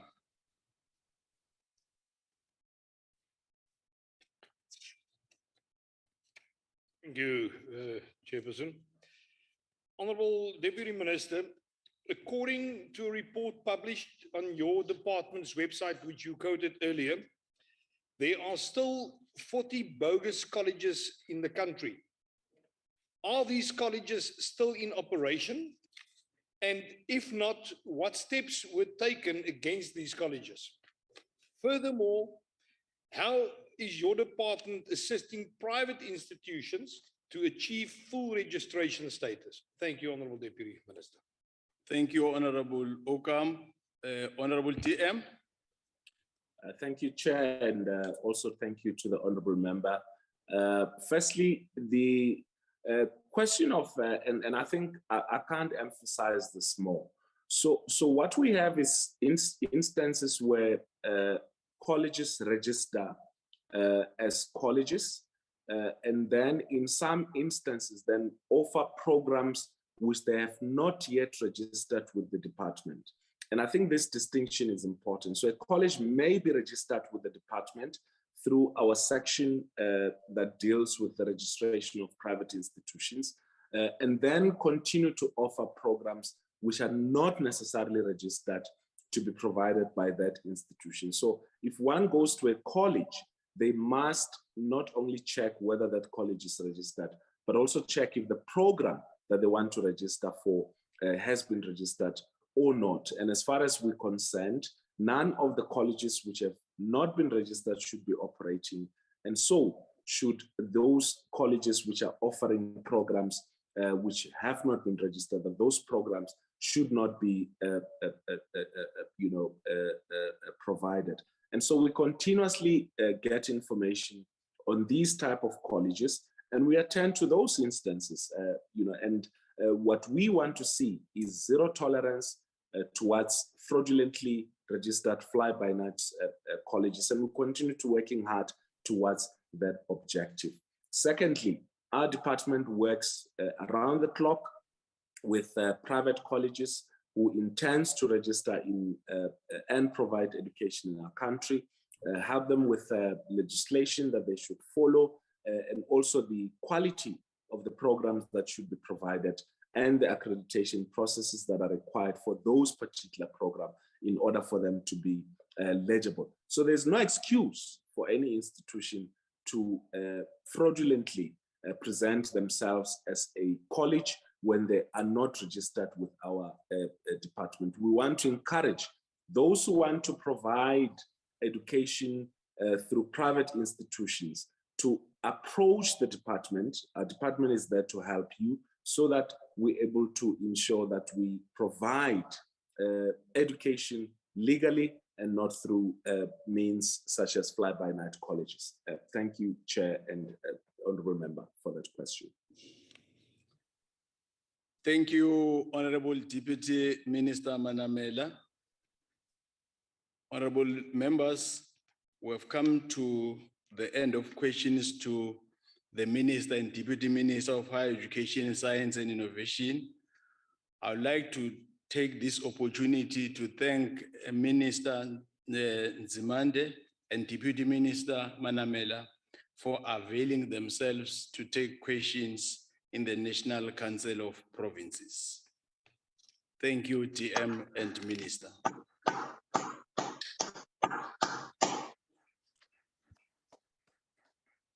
We now proceed to question as printed on the question paper. We've already welcomed Honorable Deputy Minister of Basic Education, Honorable Mahaule. We now start with question 182 asked by Honorable Ndongeni. Honorable DM Mahaule. Thank you, Chair, and greetings to members. I heard the echo. I said, when I speak, there's an echo always. I was worried that you are not safe where you are when you look at the back. I thought somebody's I'm looking getting in. around. Is there any television open or what? That's why I'm a bit worried.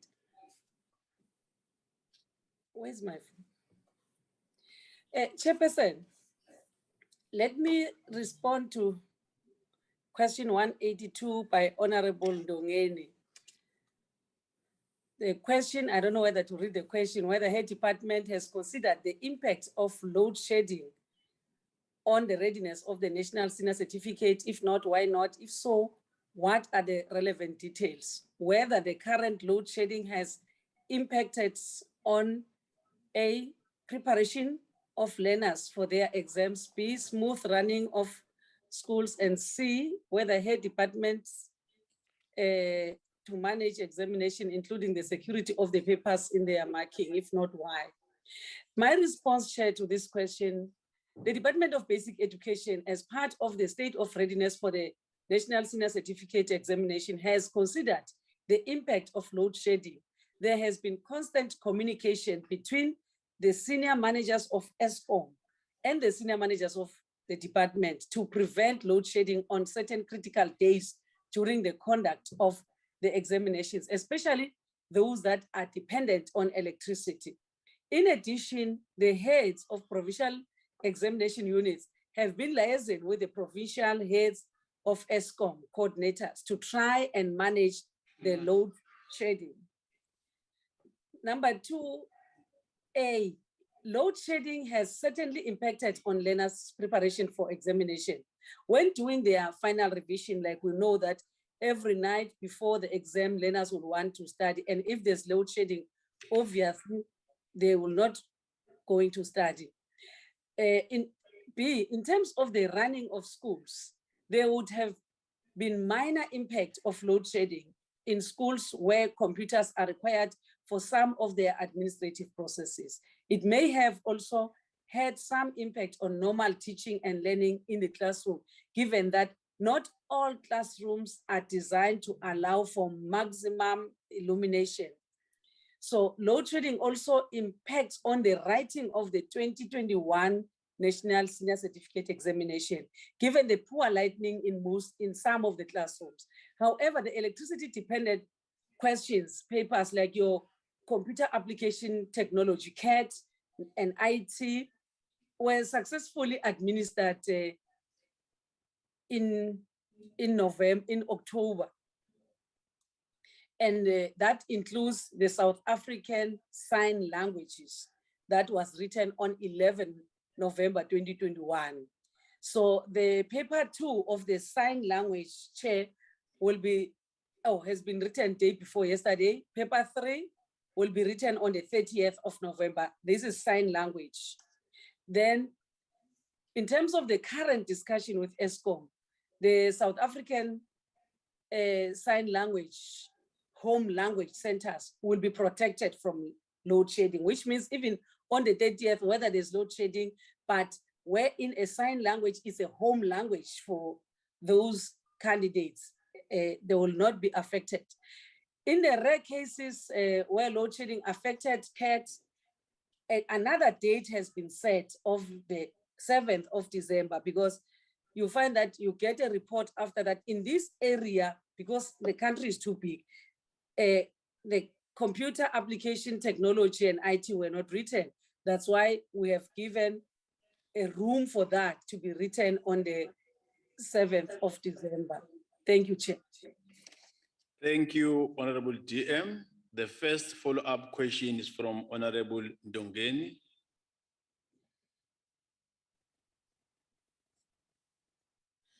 Thank you, House Chairperson.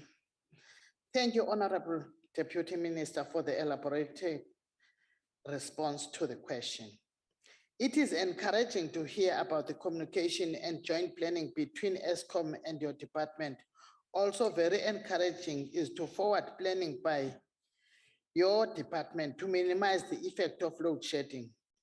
Honorable Minister, the only difficulty I have is how in future we're going to assist those learners whose preparation for examination are affected because of the non-availability of alternative energy resource caused by their economic conditions.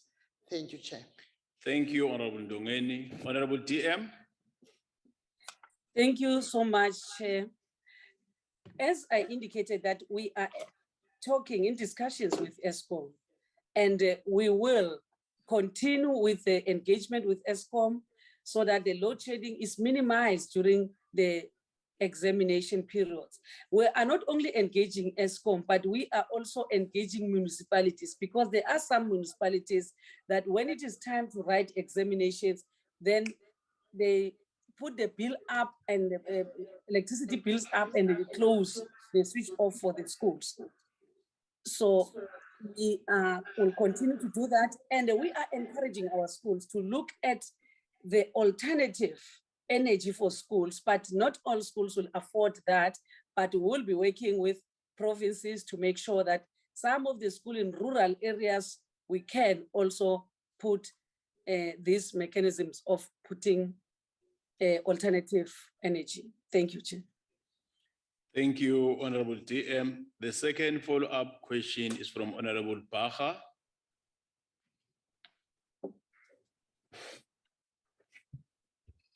Thank you, House Chair. DM, widespread rolling blackouts have destabilized the national grid since 2007, and with no end in sight as the woes of ESCOM continue to wreak havoc on the country and its economy. Additionally, it appears that load shedding will be with us for a very long time to come yet. What steps have the Department of Basic Education taken to ensure that the future of education in the country is not disrupted by future blackouts? Thank you, Chair. Thank you, Honorable Baha. Honorable DM. Thank you, Chair. That question to me, it's like a question asked to Honorable Mantashe, but we are responsible for the schools, and schools are in the community. And when the entire community is affected, it's difficult for basic education to supply electricity for the entire community. But we are saying for our schools, we will try wherein we are we will be affected by load shedding. We'll try to provide solar panels in our schools. We have started in many schools in the country. We have started, but remember, it does not only affect the school, it affects the learner at home. So, and some of the parents at home do not have the backup like other parents would have. So in that instance, we as the Department of Basic Education will try by all means to push the curriculum that by at least end of June, we are done with the curriculum, and then we support them from July on the revision of the work, and that will not disturb them in their study. Thank you, Chair. Thank you, Honorable DM. The third follow-up question is from Honorable Malika, who's standing in for Honorable Ngwezi. Honorable Malika. Thank you, House Chair.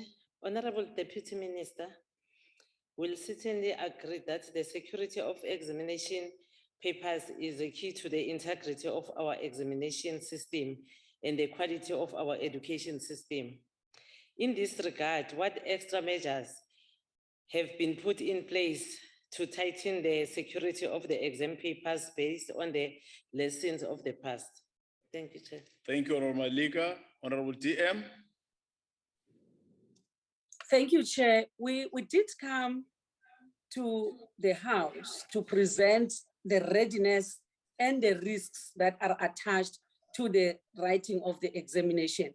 And I know that the risks emanate as weaknesses in the security of the papers. But we are working with the security cluster to make sure that our papers are secured. We don't only do this function alone as basic education. We work with SAPS, we work with some other members of the security cluster to protect the papers, and we'll continue to strengthen our partnership with them and also make sure that we don't only put electronic security, but also physical security, and make sure that when we put a physical security, that security goes with accountability. Unlike when there's a physical security, then they change, they say, I don't know. That's why in some provinces, they put one person who opens the door with a thumb, not a code, because a code we will be able to exchange. Even the computer that has the paper before it gets printed is opened through a thumb of a person who will be accountable. Thank you, Chair. Thank you, Honorable DM Haule. The fourth follow-up question is from Honorable Apleni.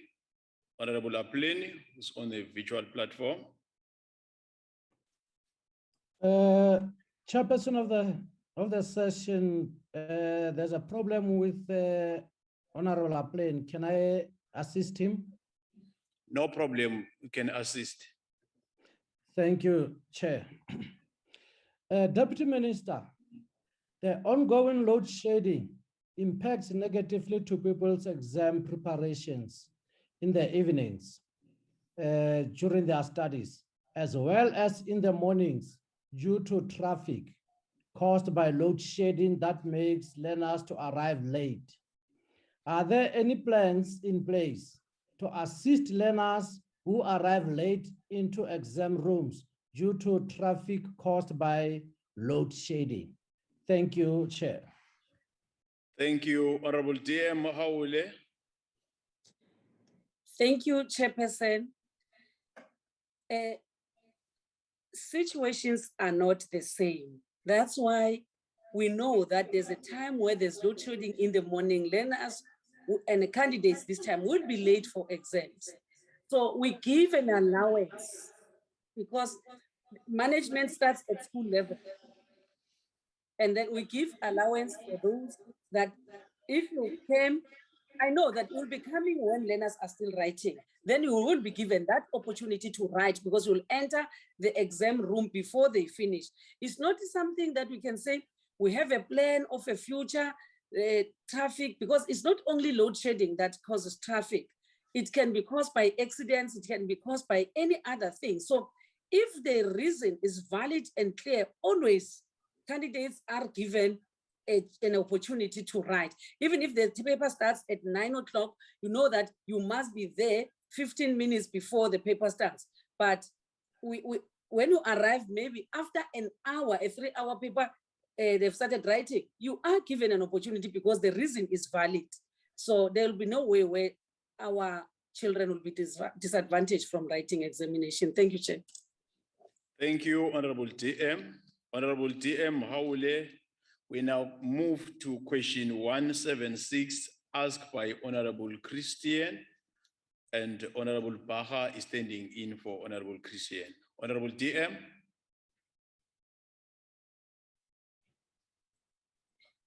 Thank you, Chairperson. My answer will start with yes, but the question is whether her department has any plans to intervene or assist schools by providing a safe physical environment that is conducive to teaching and learning. The answer is yes. Section 3 and subsection 4 N and O of National Education Policy Act 1996 empowers the minister to support provinces in ensuring physical, safe, and conducive environment to teaching and learning with a culture of discipline free from all forms of violence. The department has developed the National School Safety Framework. Among other guidelines, the regulations to strengthen safe environments for the entire education sector. The framework provides an important instrument through which minimum standards for safety at school can be established, implemented, and monitored, and for which schools, districts, and provinces can be held accountable. The framework is premised, Chair, on the assumption that each person in the school experiences safety in different ways and has different safety needs, and it provides schools with tools to identify what these experiences are and the steps that need to be taken to address the individual needs. At the same time, the framework provides a systematic approach to ensure that each member in the school community plays their role in increasing and maintaining safe school spaces. The framework is just one step that the department affirms its commitment to the rights of all children in South Africa and to all those in the school community, to realizing the vision set out in the National Development Plan and to ensuring safe and equitable access to quality education for children throughout South Africa. Finally, Chair, the framework includes a series of addendums. Those addendums, they offer discrete standalone training manuals and materials that cover specific aspects of school safety. And these are school anti-bullying, homophobia, and xenophobia anti-bullying, and gangsterism awareness material that have been developed for school governing bodies and school management teams. Thank you, Chair. Thank you, Honorable DM. The first follow-up question is from Honorable Baha. Thank you, House Chairperson. DM, recently in Alexandra, a grade 8 learner was stabbed to death on school grounds. In the Free State, a 19-year-old was stabbed and killed by a fellow student. And a 13-year-old from Senzile Primary was stabbed in front of learners and teachers. A grade 11 learner died after allegedly being hit on the head with a brick by another learner at Sikukusa Secondary School in Mpumalanga. Comprehensive plans are in place to address violence in South African schools, especially with a reference to the moral regeneration movement that was presented to the Select Committee in 2015, with focus on their vision to work with youth in order to promote good values, dialogue on drugs, teenage pregnancy, violence, and gangsterism. In spite of these plans, safety in schools appears to have become worse. What were the consequences for the relevant DDG who has not implemented your project effectively? Thank you, Chairperson. Thank you. Honorable DM, please respond. Thank you, Chair. in this case, we cannot accuse one individual. I always say when I'm in the house that this is a collective work of all members of the society. Because what happens in schools, it's exactly what is happening in the community where the school is. So our appeal is for all school community to work together to make sure that our children are safe. I spoke here of the school safety framework, and in that school safety framework, the DDG is responsible for the implementation of the framework and is working with the provinces and the districts, circuits and schools. So we are monitoring, we are working with other members of the civil society within a community. So we are aware that there will be all these social ills due to the moral decay of any society. That's why it's not everywhere that you will have gangsterism, you'll have this and that. We know that it is in other places, and we're able to address that place together with other sister departments. That's what we're doing. We're not working alone as a Department of Basic Education. We're working with your SAPS, communication, culture, sports and recreation, social development, and all this. And they are so highly cooperative, these departments. Thank you, Chair. Thank you, Honorable DM. The second follow-up question is from Honorable Tutoit, who's on a virtual platform. Honorable Tutoit. Chair, I will be handling the question on behalf of Honorable Tutoit. He's having connectivity issues. No problem. You can continue with the question. Okay. Thank you, Chair. Minister, would you and your department support the Freedom Front Plus's private members bill that prohibits public gatherings near educational premises or other institutions where minors are present, if tabled again in the interest of a safe school environment? Thank you. Thank you. Honorable DM, please respond. Chair, the member was very fast. I'm trying to follow. Can you repeat the question, please? He was very fast. Honorable De Brain, try to be a little bit slow. Honorable De Brain. That's fine. Thank you, Chair. As I said, Minister, would you and your department support the Freedom Front Plus's private members bill that prohibits public gatherings near educational premises or other institutions where minors are present, if tabled again in the interest of a safe school environment? Thank you. Thank you, Honorable DM. Please respond. Thank you so much. Chair, this, of course, it's I don't know whether I also will support or not support, but to me, it sounds good. Remember, we are today, the cabinet approved the Bella bill, Basic Education Bill, Amendment Bill. So, and that which protects schools from the community social ills is part of the bill. So, and today it has been approved. It is moving to Parliament and it will be coming to the House. We believe that we will all participate in it and make sure that all what we think will protect our children is being encapsulated in the bill. And all of us, I'm calling upon members that let's support the bill when it comes to Parliament and make sure that we effect all what we think that our children will be protected. Thank you. Thank you, Honorable TM. The third follow-up question is from Honorable Arnold, who's in the House. Honorable Arnold. Thank you, House Chairperson. Deputy Minister, one of the shortcomings of the department's National School Safety Framework is a lack of effective monitoring and evaluation on how schools across South Africa are implementing this framework.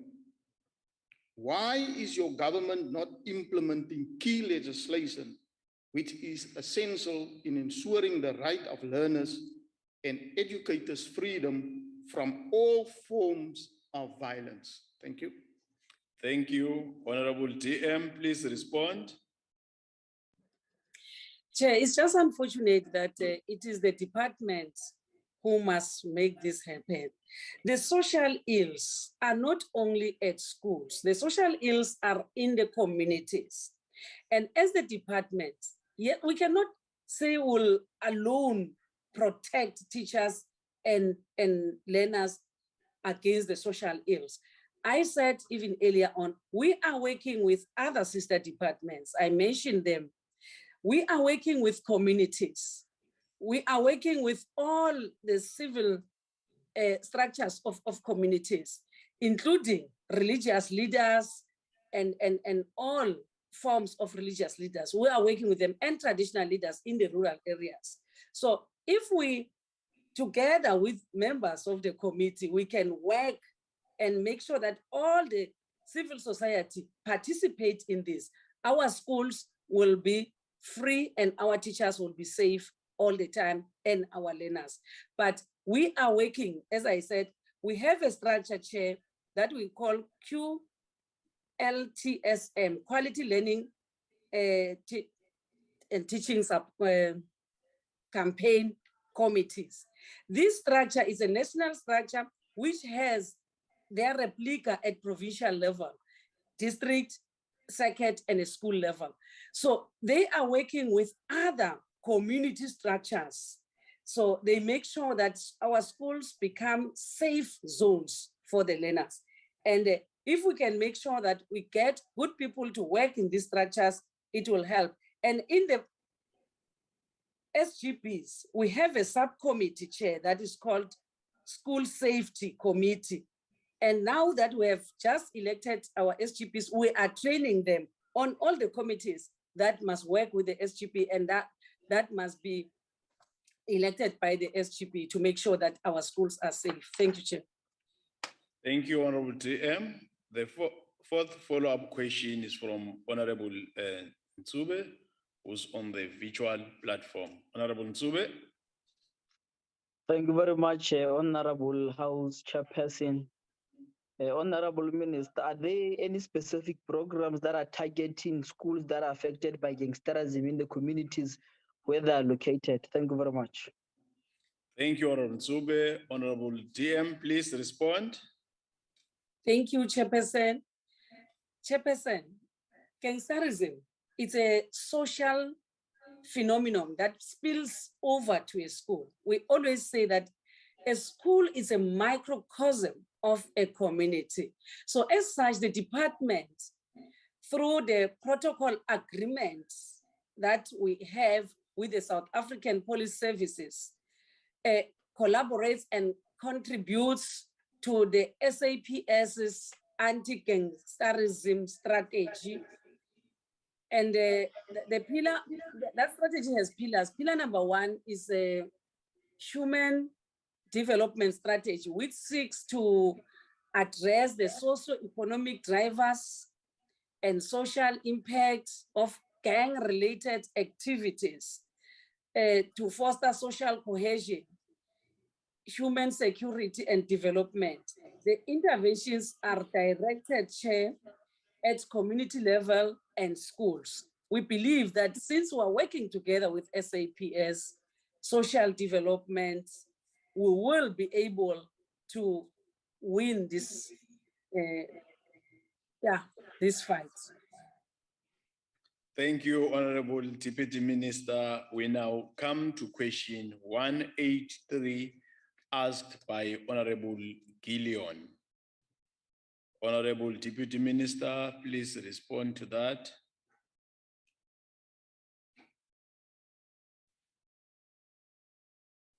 I switch off, then I forget to, to connect. Chair, the question seeks to get to know whether the government has been mobilizing key stakeholders in promoting a safe learning environment for quality education and galvanizing constructive community involvement in schools to cap incidents of bullying and violence. If not, why not, etc., etc. But 1 and 2, the question is yes. The Department of Basic Education is mobilizing stakeholders in ensuring that safe learning environments are created for teaching and learning. Communities and stakeholder involvement through the QLT C that I mentioned earlier on is at the center of the DBE's program delivery. The Department of Basic Education conceptualized the School Safety, Violence, and Bullying Prevention Initiative. The initiative is a response to incidents of bullying and violence by learners in and out of school. The program has been rolled out as a multi-sectoral intergovernmental initiative. I indicated earlier on, Chair, that we're working with the SAPS, we're working with the Department of Social Development, Department of Justice and Constitutional, Home Affairs, Health, and as well as Sports and Culture. The initiative also involves the school governing bodies, school management teams, and school-based support teams. We also in high school also include the learner representative councils and other learner formations that are operating within a school, and other school-based stakeholders such as teacher union, faith-based organization, traditional leaders, and traditional healers. Thank you, Chair. Thank you, Honorable DM. The first follow-up question is from Honorable Gillion, who's on the virtual platform. Honorable Gillion. Thank you, House Chairperson. And thank you, Honorable DM, for the response to my question. Now, Honorable DM, are there any examples of successes that can be attributed to the school safety, violence, and bullying prevention initiative that the Minister can share with this House? Thank you. Thank you, Honorable Deputy Minister. Please respond. Thank you, Chair. It's difficult to come up with a clear example, but I will just say what we are doing, which I believe that they form part of addressing this. Remember, President has given us a number to employ young people. So in response to that youth employment initiative, which is mandatory for all education assistants and general school assistants to complete the digital training on the National School Safety Framework and Sexual Abuse Protocol. We have trained these young people, and a total of 220 youth and educators have been trained and completed the digital training on the National School Safety Framework and Protocol for the management and reporting of sexual abuse and harassment in schools. Chair, this digital training has enabled schools to be more responsive in addressing safety threats and contribute to supporting the work of the school safety committees, which I've just spoken about now. And the Department of Basic Education has rolled out bullying prevention campaign, which is led by the Deputy Minister of Basic Education, working with other deputy ministers from the departments that I have mentioned earlier on. And Chair, what I can say, they are very cooperative, the deputy ministers and their departments, they are very cooperative. And we don't only work with deputy ministers alone. We also include learners and learner formations of parents, traditional leaders, teacher unions, and the campaign was rolled out in 3 provinces for now.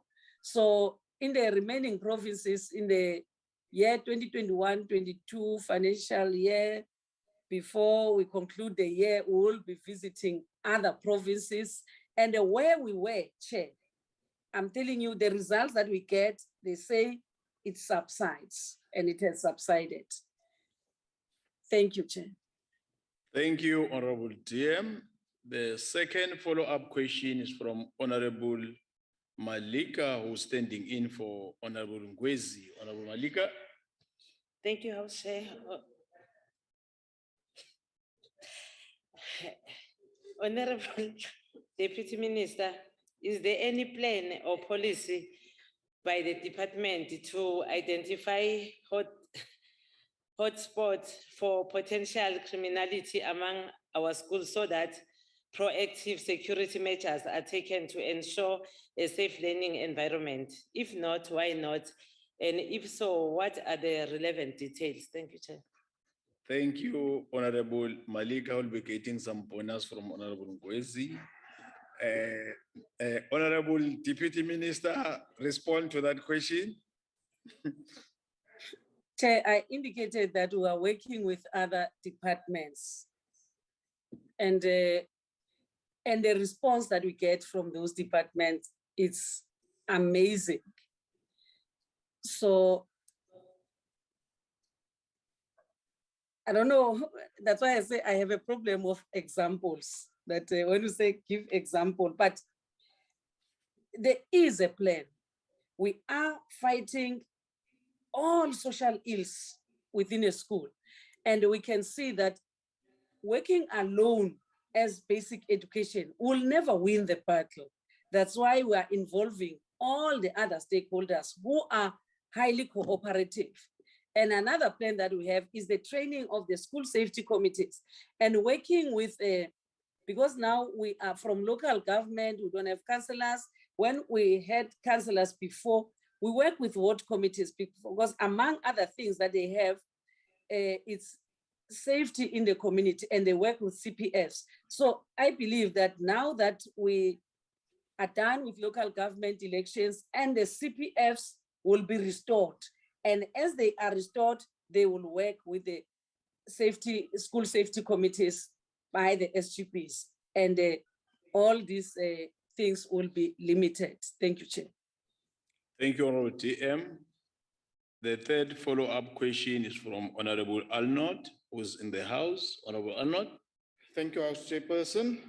Deputy Minister, school violence in the form of bullying remains a major challenge in our schools as it occurs in the classroom generally in the absence of a teacher, and at times is also perpetrated by teachers themselves, as was the case this week in Bissau High School in the Eastern Cape, where a 16-year-old pupil committed suicide allegedly after being called a witch by a teacher and 3 other peers. So how is your department dealing in terms of the after effects of children that is bullying at school, being bullied at school? Thank you. Thank you, Honorable TM. Please respond. Chair, it's just unfortunate that we are giving an example of a family that is now in the water, the Latita family. I wanted to start with this, Chair, that pay our condolences to that family who lost their grade 12 learner at Bishop High School. And what I can say maybe as reporting to this, that the teacher, the alleged teachers have been put on special leave, and the investigation has started as to what led to that. And the psychosocial support has been sent to the school, the entire school. And we're not only doing it to the bishop. If such incident like the one that happened in Limpopo, we visited the family, we provided the psychosocial support to the school, because the learners who were there, they are affected in a way or another. And even in this case, we have sent that psychosocial support services to the school, and the department, our department in the Eastern Cape, is taking responsibilities, working with the families. They are, even tomorrow, there's a memorial service, the department is attending, the funeral is on Saturday, is attending. We are not condoning what has happened, and we don't want learners to be bullied or discriminated against their religion. That's why every child, no matter what religion that the child belongs to, they are all they must feel free at school. So that's why an action will be taken after the investigation if it's really discovered that the teachers perpetrated this situation. So that's how I respond to this question, Chair. But like I said, we're not only doing it to this school, we support all schools and we condemn with all the contempt it deserves. Thank you. Thank you, Honorable DM. The fourth follow-up question is from Honorable Fesser, who's in the House. Honorable Fesser. Thank you, Honourable House Chair. The implementation of the school safety program is guided by the school safety protocol, which was entered into by the SAPS and the Department of Basic Education in 2011. To realise the objectives of the protocol, the SAPS is to link schools to local police stations and to raise awareness amongst children and young learners regarding crime and violence, as well as its impact on individuals, families and education. Honourable DM, there are roughly around 26,000 schools in South Africa, of which some have seen a rise in crime and violence. Therefore, I would like to be informed as to the number of schools that have implemented this program and whether they have seen an improvement. Furthermore, those schools who have not implemented this program and have a high rate of crime and violence, will the department intervene and indicate to this House by when these schools will be subjected to enforce this program to offer all learners an education free from crime and violence? Thank you. Thank you, Honorable DM. Please respond. Chair, I welcome this follow-up question. I just had an answer before. Honorable member says we have plus or minus 26,000 schools. And in the country, we have plus minus 1,500 police stations. You can see that 25,000 and 1,000 police stations in the country. So it will be impossible that we can say we deploy one cop per school. But what my answer was saying, we have an adopt a cop policy. So when we adopt a cop, it's impossible that we can have one cop per school, We are linking a police station to about a number of schools. Then the police station will then assign maybe one cop into 5 schools. That's how we do it. That's how we work with the Department of SAPS. So issues of crime and issues of all the social ills are, of course, with the Department of SAPS. The Department of Basic Education is affected because that what is happening in the community is translated into a school. That's why we work together with them and make sure that the protocols are adhered to. That's why we have this school safety framework. And when you read it or implement it, it tells that we have to work with the Department of Police. There's no way where we can do that alone. But our working relation is perfect. We have an MOU, we work together. They have a leeway together with the Department of Social Development when they implement their national drug master plan, that because some of these are influenced by drugs. So on the implementation of that national drug master plan with the Department of Social Development, we work with the Department of Police, that when they go to a school, we all go with them. Sometimes we take even the learners, we take them to the juvenile courts so that they see what is happening there, that they must not wish to go there as they see their colleagues or their peers at the courts, at the correctional centers. Thank you, Chair. Thank you, Honorable DM. The first follow-up question, we're done with number 4. Honorable DM, we now come to question 169 asked by Honorable Dutoit. Honorable DM, please respond. Thank you, Chair. This question is about the 5% allowance that we give to learners in 2020 as a result of not having covered the entire curriculum. Then the allowance for a 5% upward adjustment is a maximum of three subjects. Place no strain on educators, because the question asked how much strain did it give to educators? It did not place any strain to educators or learners in 2020, no, 2021, as this was appropriate compensatory mechanism to address the loss of teaching and learning time due to COVID-19 related school closures and a disrupted academic year.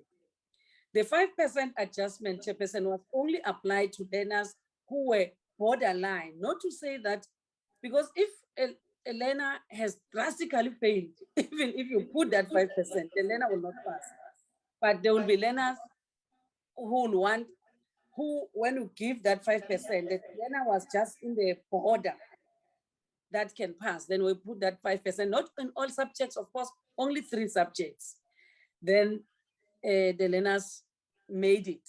Then the next question was that, are we going to do it in 2021? 2020 and 2021, in the Department of Basic Education, it is taken as the same year because the same disruptions of 2020 overlapped to 2021. If they did not cover the entire curriculum in 2020, and then now they are in 2021, they expected to cover the entire curriculum and the work that they have not covered in the previous year, it will be very, very difficult. That's why we are saying, even this year, that 5% upward adjustment will still be applicable, but on the borderline learners and 3 subjects only. Thank you, Chair. Thank you, Honorable DM. The first follow-up question is from Honorable Dutoit, who's on a virtual platform. Honorable Dutoit. Thank you, Honorable Chair.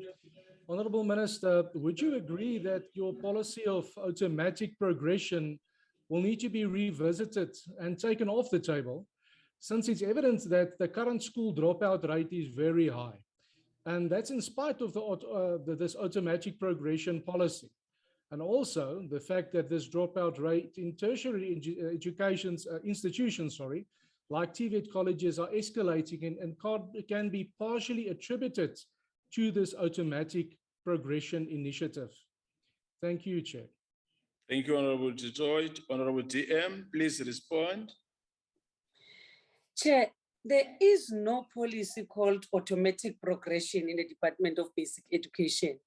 The progression policy, it has guidelines as to how is it implemented. Remember, we cannot allow a learner to repeat every grade because there's years allocated per grade. So, and some of the learners, to be honest, Chair, we presented to the House that some of the learners, especially we see that progression when they are only progressed to grade 12. And of the grade 12 learners, majority of the progressed learners, when they are writing all the subjects, they got distinctions, they got bachelors. And it tells that had you kept that learner at the previous grade, the learner that was going to lead to the dropout. The progression policy addresses the issue of dropout because learners become frustrated when their peers have moved to another grade, and especially phase. So it's not applicable to every grade, it's applicable to a phase. We have 4 phases in the Department of Basic Education. So we have a number of years for a learner to be in that phase, then we progress the learner to the next phase. So it does not lead to dropouts. Instead, it leads to encouraging learners, but it comes with guidelines. It's only administered to learners who come to school every day, do their homework, do everything. But when they have to write their exams, then they find themselves not passing. And yet during the school-based assessment, they pass. But on the final examination, they don't. Then at a particular time, when you finish your phase, then we move you to the next level. And it helped big time. Those who were in grade 12 and those who passed grade 12, because of this process, they thank the department every day. Thank you, Chair. Thank you, Honorable DM. The second follow-up question is from Honorable Lehihi. It's on the virtual platform. Honorable Lehihi.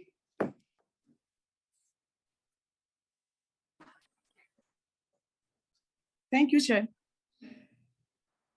Kana lefapha le ntse le na le promotion and progressing policy.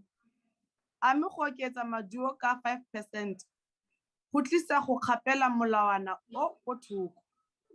Kgotsa 5% e tsenyeletswa mo godimo ga policy e setse e leng teng ya progression. Ke a leboga. Thank you. Thank you. Honorable DM, please respond. Thank you, Chair. I just explained now that the progression policy works in a phase. But the 5%, we only implemented it for 2 years. If this next year, things will change. But if things will remain the same, we'll sit down and review and look at the 5%.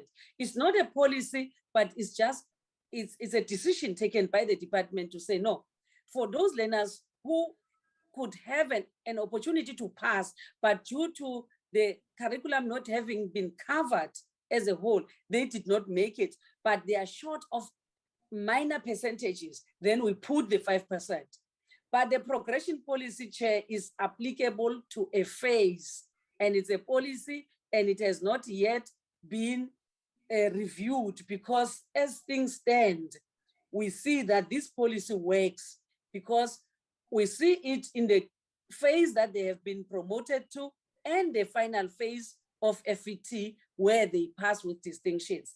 So what has been reviewed, Chair, which we saw that it leads to the dropout, was the MEO, the multiple examination opportunity. That one we dealt away with because schools were not following the policy properly. They made it to be pass one, pass all. Then it catches with the learners at grade 12. Then when we say, okay, they write 3 subjects, we're going to help them the following year. Then some schools, they don't even help those learners. Then we felt that for the schools to be able to implement the policy in a strict manner, let us stop the multiple examination opportunity, but that has been replaced by, what is that, or second chance, the second chance that has been open for all the learners who have not completed their matric. Thank you, Chair.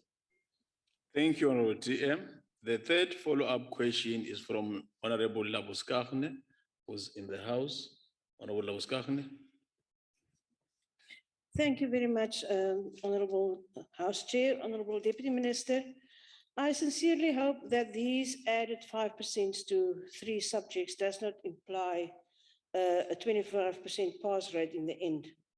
Minister, but what I would like to know is, do you have proof that the domino effect of such a practice will not be negative on class sizes and learners who find it hard enough as it is to catch up with the teaching time due to a lack of internet and or technology? Thank you. Thank you, Honorable Labuskaghni. Honorable DM, please respond. Chair, we currently, as a department, we don't assess our learners based on internet or technology. That's why, because in South Africa, we live in 2 worlds. So what we treat our learners as if we live in one world. We believe in what teachers taught the children in class.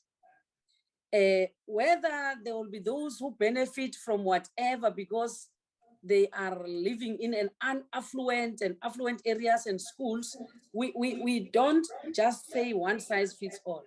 We say we believe in a teacher covering the entire curriculum in front of the learners, teaching the learners, and the learners pass. So we work also on the recommendations of the teacher, because they say, by right, this child is supposed to be passing. I don't know what happened, but maybe because we did not have sufficient time to do revision, because of the time that was consumed by the COVID-19 lockdown, especially the hard lockdown from March 2020. That one has affected learning and teaching. So we are not saying there will be those who got an opportunity to be taught. Yes, we are striving as the department, but we are working with the Department of Communications and other stakeholders, partners that are working with us from the telecommunication industry to make sure that all our schools get connectivity. But if the connectivity is at school and at home is not there, still those learners in townships and rural villages will still be disadvantaged. That's why we believe in what the teacher has taught the learner. So the 5% as things stand, Chair, does not disadvantage or make learners to drop out or what, to get an unnecessary or undue gains. But we feel that it's what they should deserve after having lost time of learning and teaching. Thank you, Chair. Thank you, Honorable TM. The fourth follow-up question is from Honorable Malika.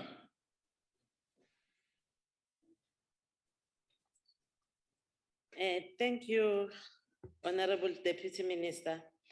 Does the department have an idea how big this pool of learners who benefited from this adjustment was in relation to the number of students that have passed? Thank you, Honorable Malika. Honorable TM, please respond. Thank you, Chair. The Department of Basic Education, as you know, that we operate nationally, we may not have, currently, we may not have the statistics that indicates the extent of the benefit across all schools and learners in the country. Given that this adjustment, Chair, is recently introduced, and the school administration system that we call SASAMS has not been programmed to capture such information, because it's like I indicated that it's not policy, it's a decision that wanted to cap the high failure rates. So that the system cannot capture that adjustment. Only the adjusted marks that will be captured on the SASAMS. For 2022, SASAMS, if we still continue living with COVID-19, SASAMS will be programmed to capture both original mark obtained by the learner and the adjusted mark, and the DBE will then be in a position to report on the number of learners who benefited from this adjustment, Chairperson. Thank you. Thank you, Honorable TM. Honorable TM, we now come to question 177, asked by Honorable Christian. Honorable Labuskaken is standing in for Honorable Christian. Honorable TM, please respond. Thank you, Chair. The question says, how does the department plan to mitigate against the destructive impact of load shedding? To me, this question is similar to the first question, but I will respond because it's a standalone question, but the answers are almost the same as those ones that we had discussions with ESCOM, they promised us, but at some stage when we gave them the huge number of the exam centers, which are in almost all the villages and townships, etc., they said it was difficult for them to cap the load shedding in our schools. So what they promised us, because Chair, we have about 6,800 centers, so that we're using to write. So they said it's difficult, but they promised us to say they will assist us on the 195 marking centers and the 37 capturing centers. However, it needs to be noted that not all of these sites are under ISCOM's direct supply. It would appear that the larger number of these sites fall under the different municipalities. DBE and provincial education departments are thus in the process of engaging with the Department of COGTA. Remember, we cannot talk with all municipalities at the same time. We talk with municipalities through COGTA to make sure, like I indicated earlier when I responded to the other question, that some municipalities take advantage that now they know that we're at our weakest point, then they switch then for the department to pay. So the electricity dependent question papers, as I indicated earlier on, like your CATs, computer application technology and IT, have been successfully administered, including the sign language, as I indicated, and the dates that I given earlier on, that paper 2 has been written of the sign language as a home language on the 23rd of November, and paper 3 will be written on the 30th of November.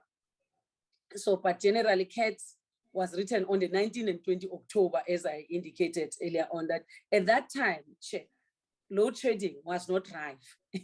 If it wasn't there, it was not rife. But we know that there may be other instances that might have disturbed, due to electricity, of course, some learners. So we put, there's a paper that has been set aside for CAT and IT to be written on the 7th of December. The DBE will continue to do its best to ensure that the candidates write the examination under the most conducive conditions by engaging with COGTA, SALGA, and ESCOM. Thank you, Chair. Thank you, Honorable DM. The first follow-up question will be from Honorable Labuskaghni, standing in for Honorable Christian. Honorable Labuskaghni. Much thank you, DM, for the question, for the answer.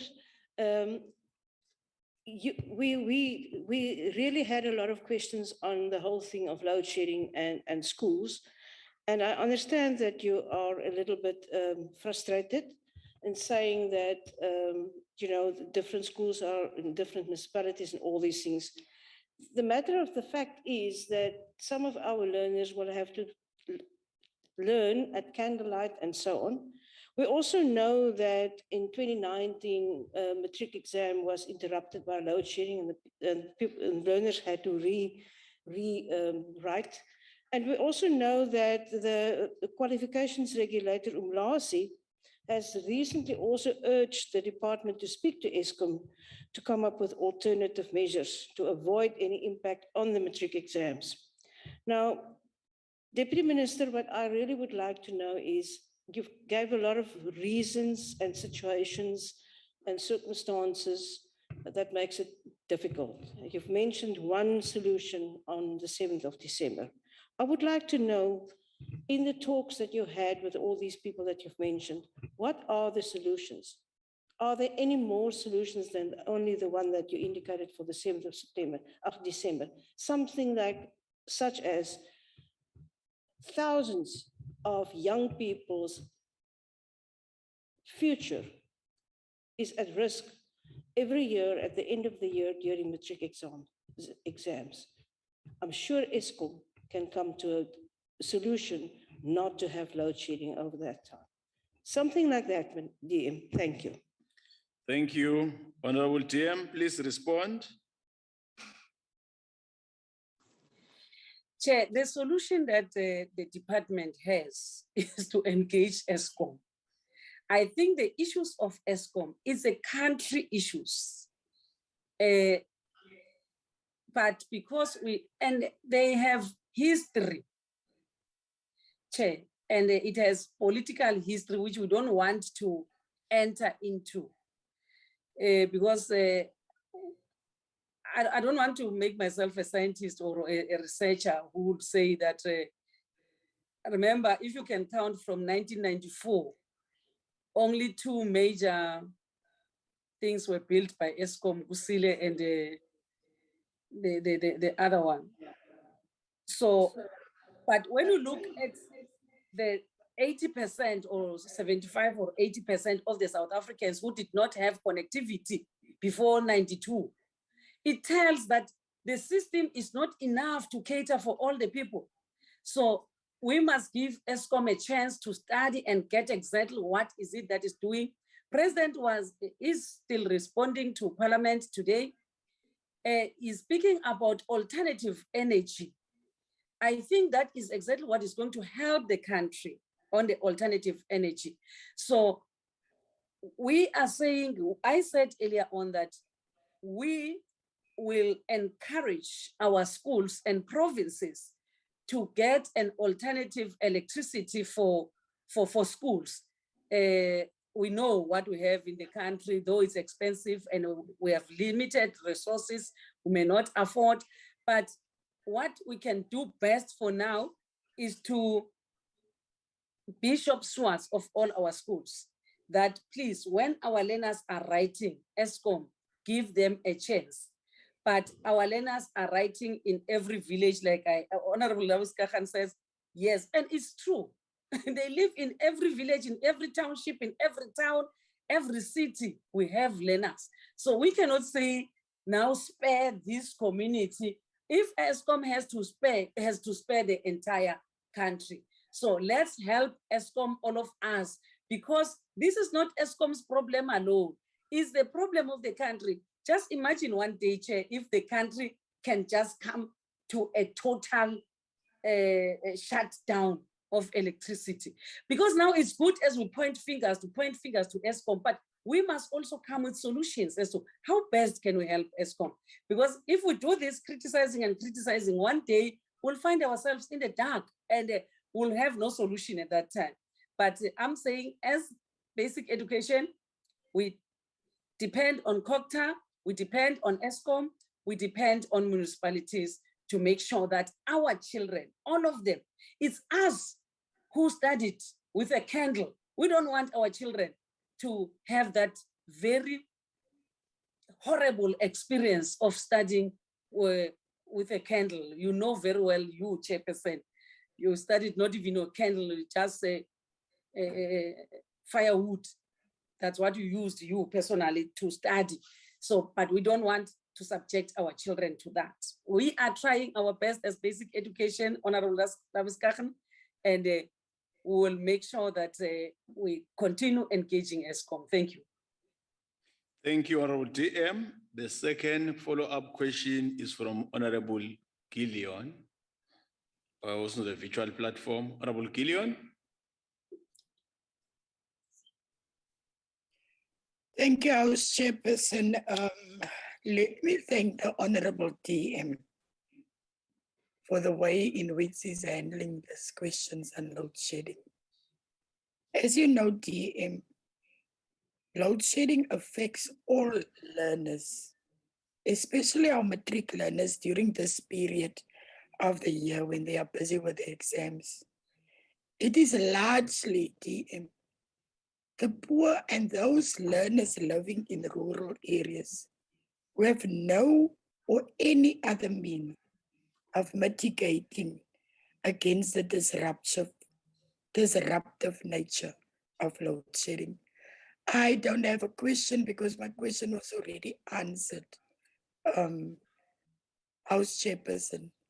But let me also take the opportunity then to applaud the department for taking all the steps to engage with Eskom and other stakeholders to make sure that our learners get the opportunity to do the exams under extreme difficult circumstances.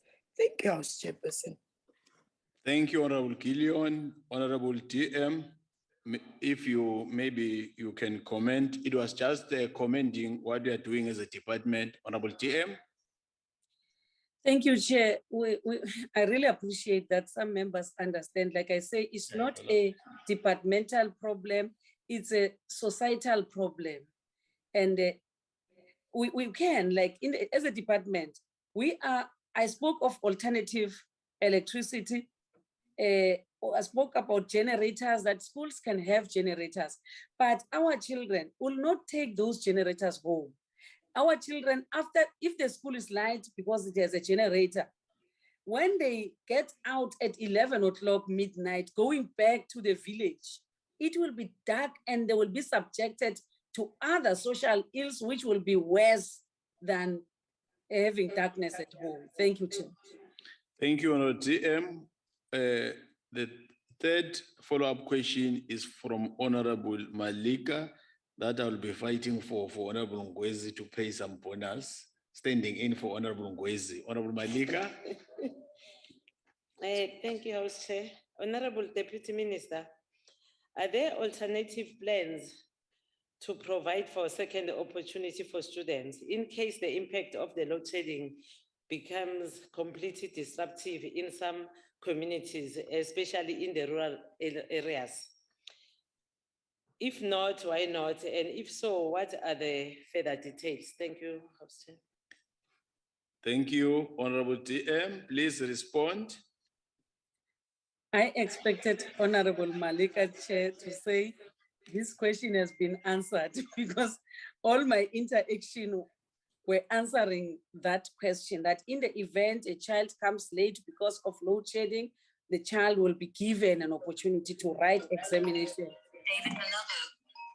So it's my phone disturbing me. My apologies, Chair. Let's hope it's not ringing from you. If it's ringing from you, next time we are in Cape Town, the entire NCOP will be having lunch from you.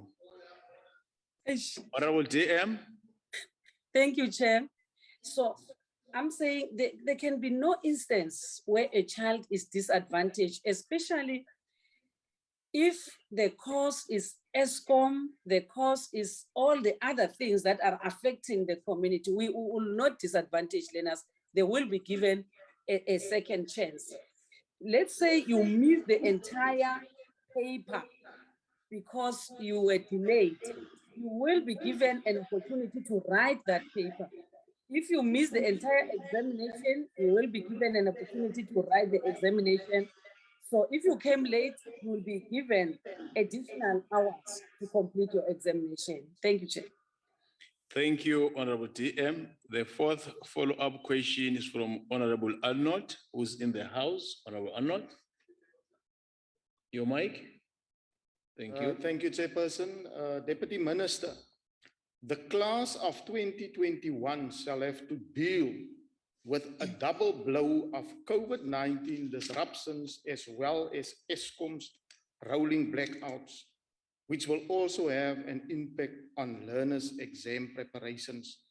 Although you have made mention that there will be minor impact, but what assistance, if any, was and are being provided for students whose exam preparations at home are affected, as most parents do not have the means to have generators at home? Thank you. Thank you, Honorable DM. Please respond. Chair, in this particular instance, they may be affected by maybe failing the examination. They will be surely given a second chance in May, June. They will write in May, June. Those that will be affected, because we'll analyze the subjects. As we mark, we analyze, and after marking the results before we issue them, we analyze them, and we can see that, okay, this class, as compared to, remember, if you can compare the results from 2019, we said that was the best year for grade 12 learners. 2020, we expected them to go down. Instead, they improved. The quality improved drastically. Then in 2021, now we know how to compare. In 2020, they were affected by COVID alone. 2021 is COVID and load shedding.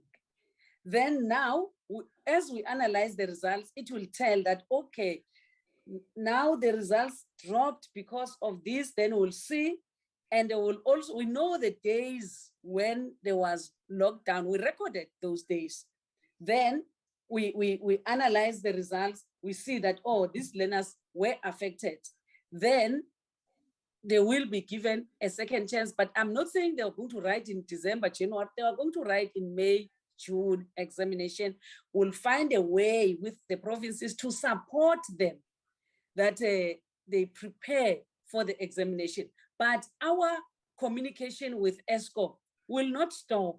Our communication with Salga and COGTA will not stop, will continue. And at the same time, to assist schools to buy generators to assist learners, that there should be no time that there's no electricity at a school. We'll continue that, but it cannot be done one day. That will be a process. Thank you, Chair. Thank you, Honorable DM. Honorable DM, we now come to question 184, asked by Honorable Nchabeleng. Honorable DM, please respond. The question, Chair,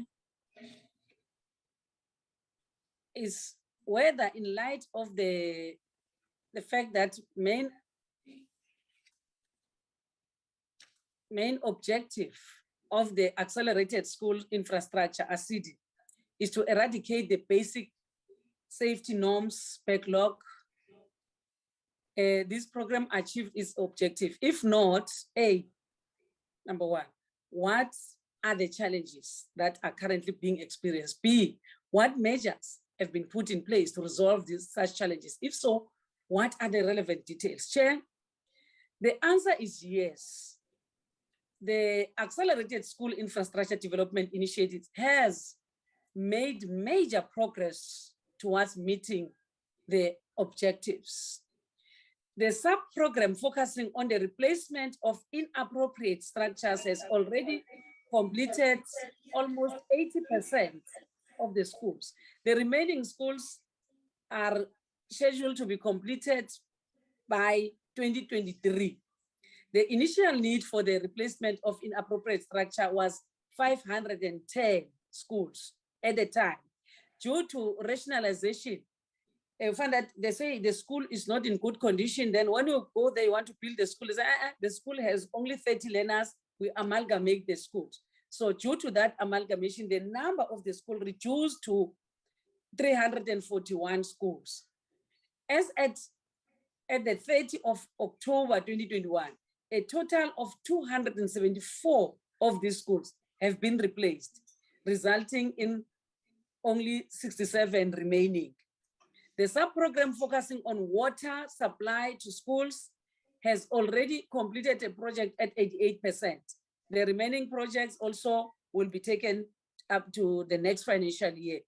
The initial need for water supply was for 1,117 schools. This need increased to 1,272 schools.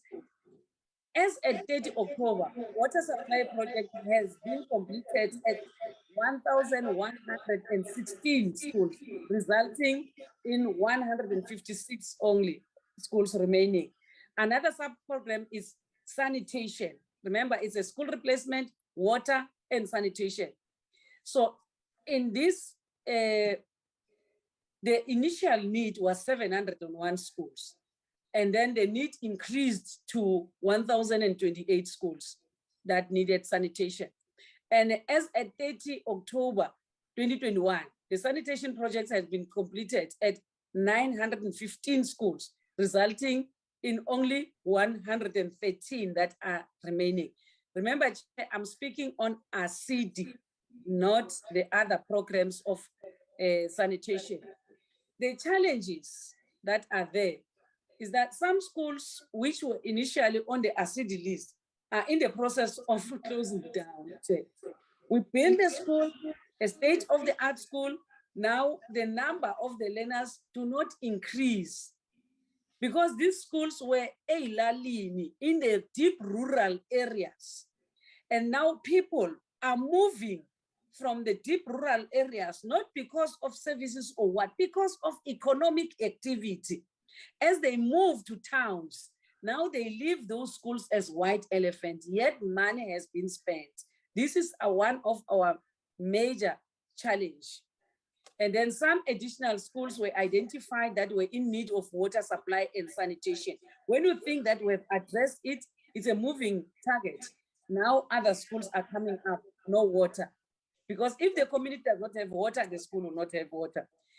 Another challenge, the poor performance by providers, they affect the targets. There is to complete projects and eradicate the backlog.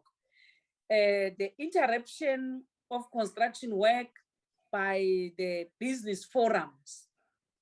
So the measures that the department has taken is that the Department of Basic Education cancelled projects on a city list on receipt of written requests from the province as and when the information is received, and ongoing monitoring and contract administration to effect the contractual provision. This includes the application of penalties or even termination of contracts, regular engagements with the business forums and the communities where the schools are being built. Thank you, Chair. Thank you, Honorable DM. The first follow-up question is from Honorable Nchabele, who's on the virtual platform. Honorable Nchabele.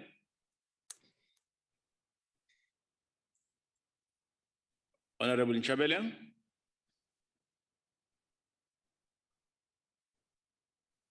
It seemed to be lost. We're not going to wait. We'll move to the second follow-up question. That will be the first. That is Honorable De Bruin. Honorable De Bruin. Thank you, Chair. Minister, regarding the basic safety norms backlog, do you realize that there are still hundreds of asbestos school buildings across South Africa and especially in the Free State? And seeing that this poses a serious health risk for students and teachers, will this be investigated and will the eradication of these asbestos buildings be prioritized to ensure the safety of teachers and learners? Thank you. Thank you, Honorable De Bruin. Honorable DM. Thank you, Chair. I'm saying the issue of school infrastructure is a moving target. You think you have addressed it this side, it erupts on the other side. And even the eradication of the unsafe structures. When you take all your resources that you have to try and address the unsafe, those that you have just implemented because you might not have sufficient resources to, to maintain, then it becomes a problem. By the time you are there, then erupts another problem of the schools that we've just built and which you did not have money to maintain them, then you must go back and renovate them, which is a challenge. But the problem, or the solution to this, we assigned all the provinces to come up with a condition assessment of all their schools. That as we know, the condition assessment of schools will be able to know that at which level is this in this province, so that when we come in as basic education, we know where to intervene. And even the provinces with their budget of infrastructure, the grants, they will know exactly what schools must be attended first. And what we're not compromising, Chair, is the basic services. That as we have resources, let's start with basic services. Let's start with electricity, water, and sanitation.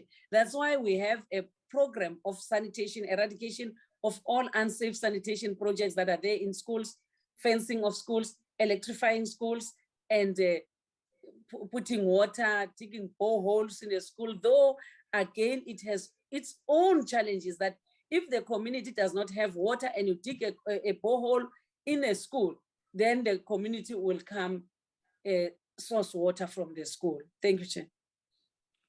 Thank you, Honorable DM. The next follow-up question is from Honorable Smith. Smith, who's on the virtual platform. He told me yesterday to take out the age. So I am making sure that the age is out. Honorable Smith. Thank you, Honorable House Chair. You learn quickly.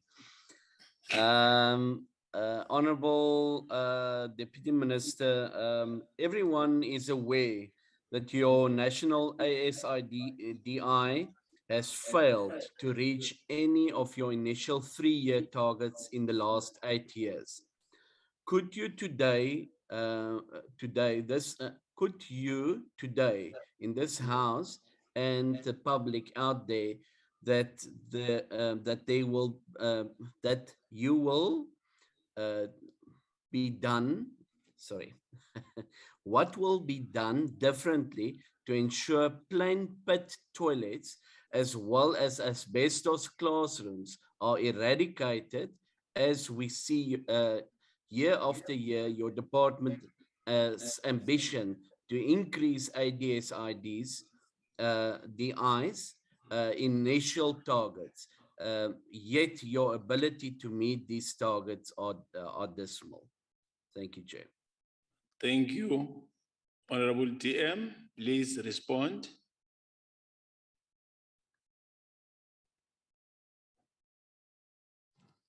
Thank you, Chair. Chair, as I was responding, I think I've covered this. The school infrastructure, Chair, is a moving target. School infrastructure. Even the eradication of the unsafe schools, it's a moving target.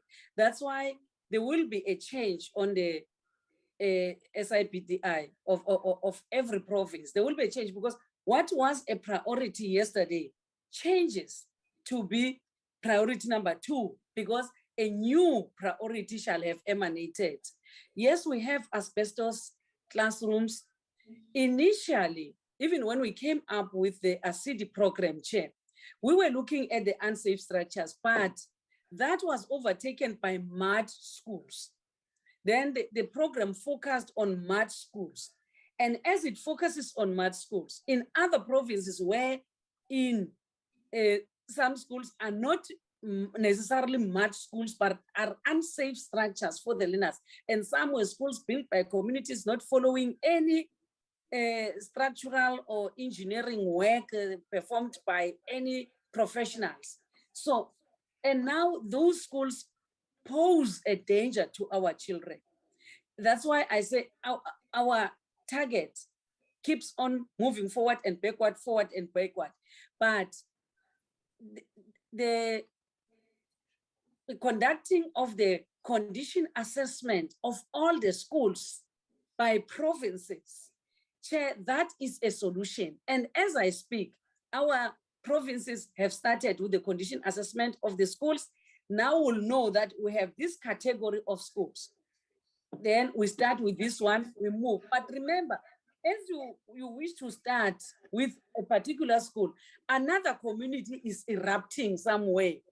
And as they erupt, they either demand scholar transport, which must come from the same resources. Either they demand a school, it comes from the same resources, which is a challenge.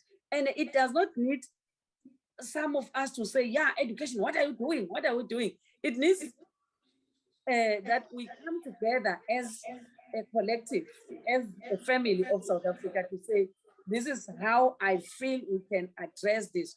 On the pit toilets, we have a program, the SAFE program that we're implementing as a department, addressing the pit toilets, and we believe that by 2023, we shall have eradicated all the pit toilets. But the challenge is, as we think that we have addressed it, then another need erupts.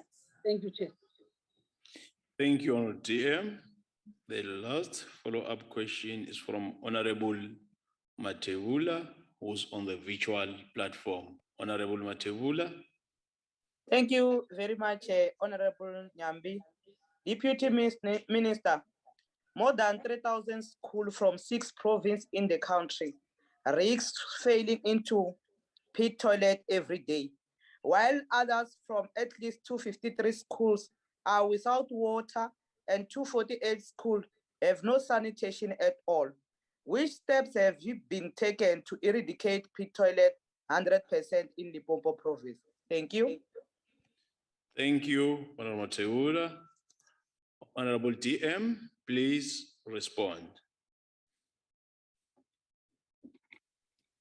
Thank you, Chair. I know this number 300 came from the media. We went back to our provinces to check exactly where does this 300 come from, because initially, you remember when we launched the program of SAFE, we were given 3,000 schools.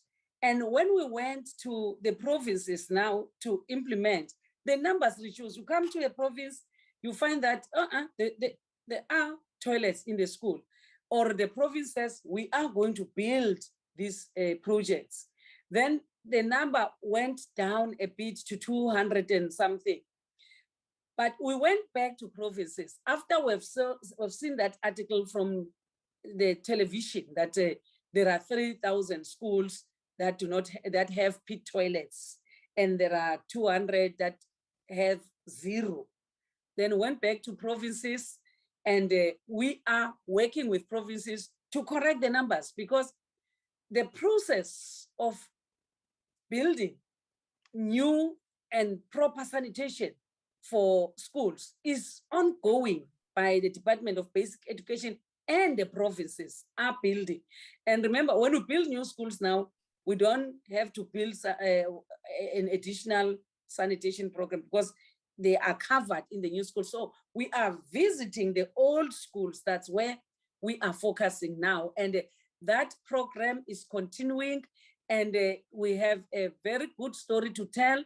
We'll come to the House to present all the sanitation projects that we have built, because what was lacking, Chair, was monitoring. Ever since we started working together with the implementing agents to monitor from DBE, and which is led by the DG himself, now we are producing massive numbers of sanitation projects in our schools.